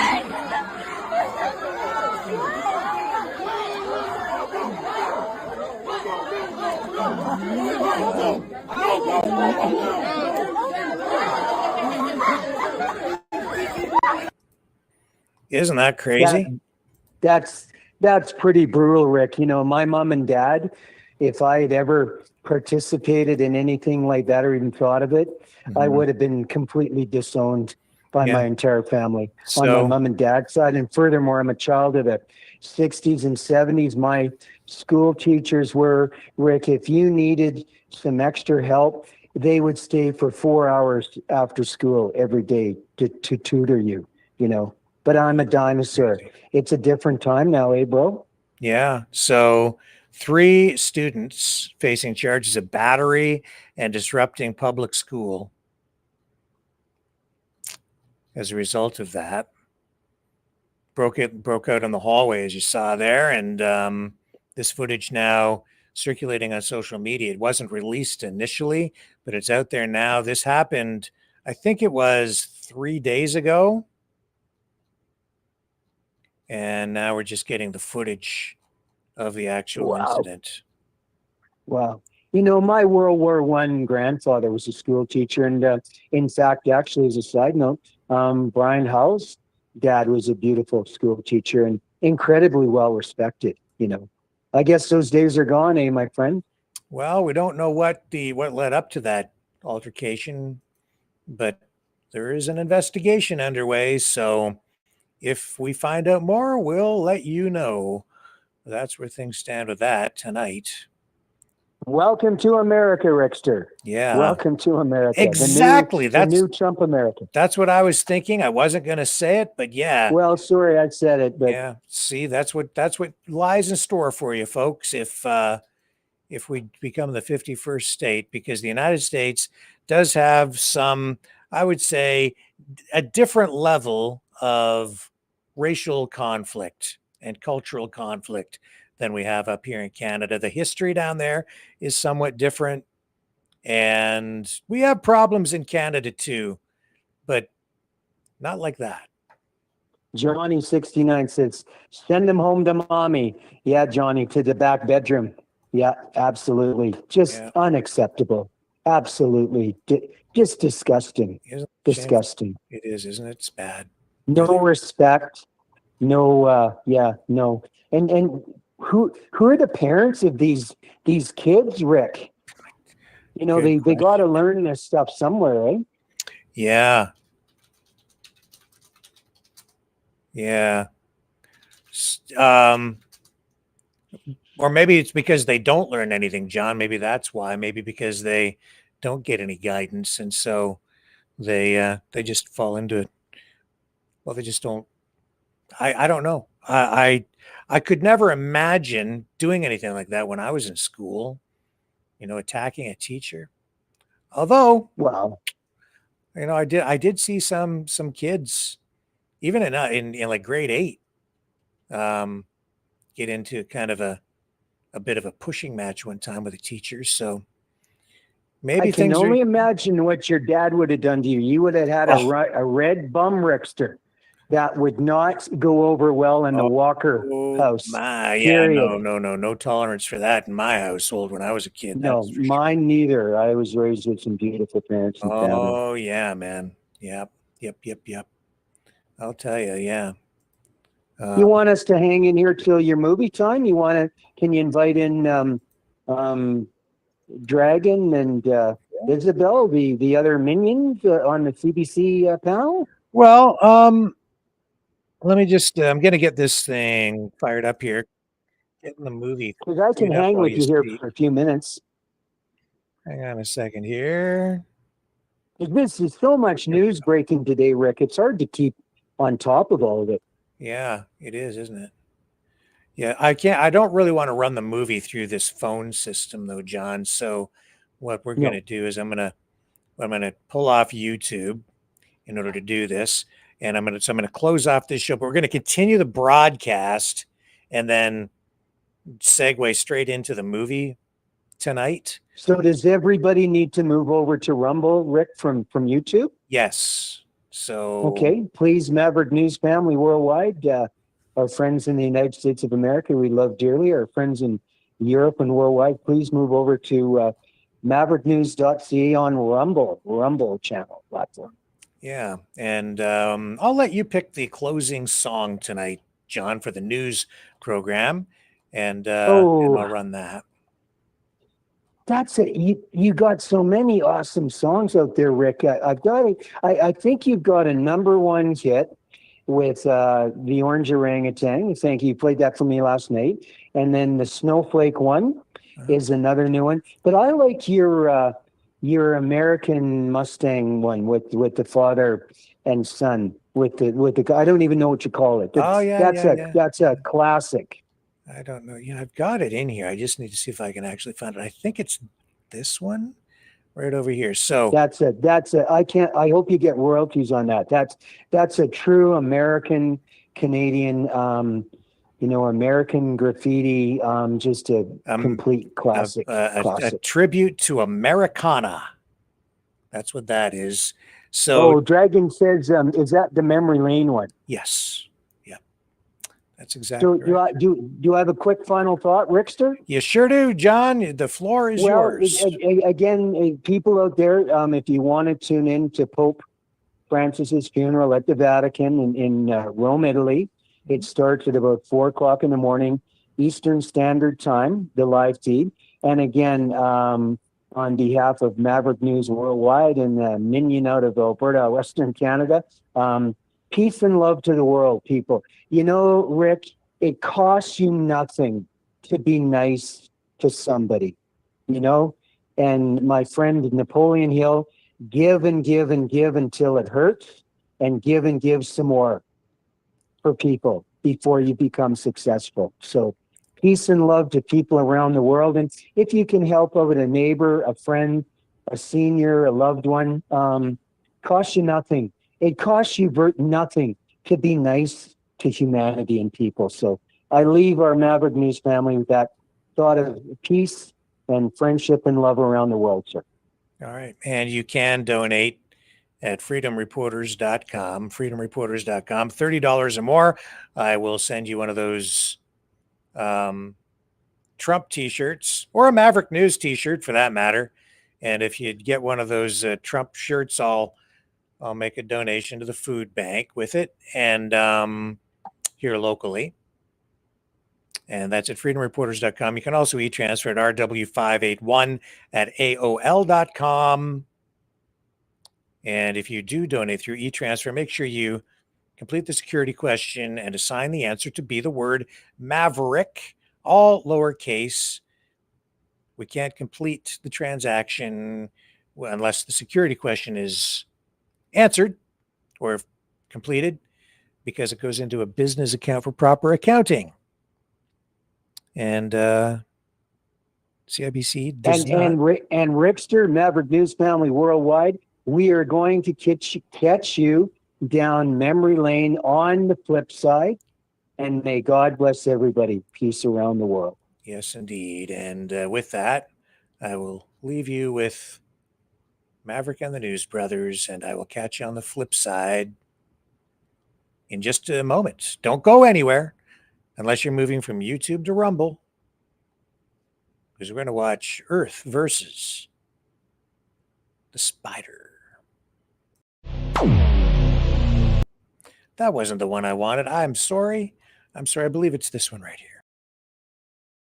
He started with nothing, just metal and a dream. Wrenches in his hand, a vision so pristine. Day after day, he'd work till the stars shine, building a machine, one of a kind. Grease on his fingers, fire in his eyes. He'd smile at that engine like it was alive. He'd say, son, one day this will be yours. But I never knew how much it meant until he closed those doors. Now I'm rolling down memory lane behind the wheel of that old Mustang. Every shift, every turn I feel him near. The sound of that engine, it's my dad I hear. Filled with pride with his hands and his heart. Every drive brings me back to the start. In this dream car, he's never too far. I remember my dad every time I start. He taught me to drive, not just on the road, but through life's twists and turns and heavy loads.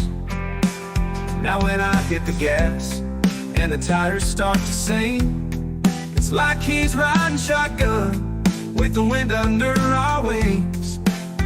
He's there in the chrome, in the roar of the gears, his laughter in the echoes, his wisdom through the years. This car ain't just metal, it's a piece of his soul, and every mile I ride I feel it whole. Now I'm rolling down memory lane behind the wheel of that old Mustang. Every shift, every turn I feel it near, the sound of that engine, it's my dad I hear. Build a pride with his hands and his heart, every drive brings me back to the start. In this dream car, he's never too far. I remember my dad every time I start.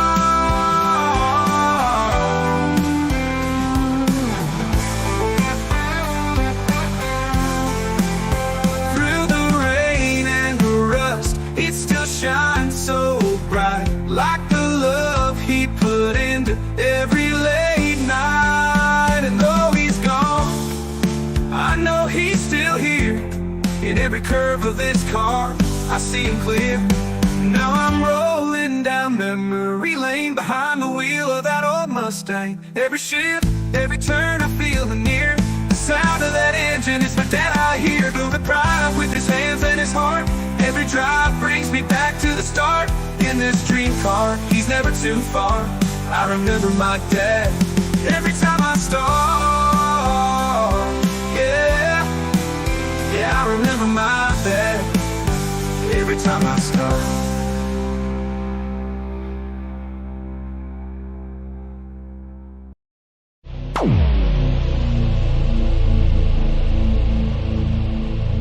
This has been a Maverick Multimedia production.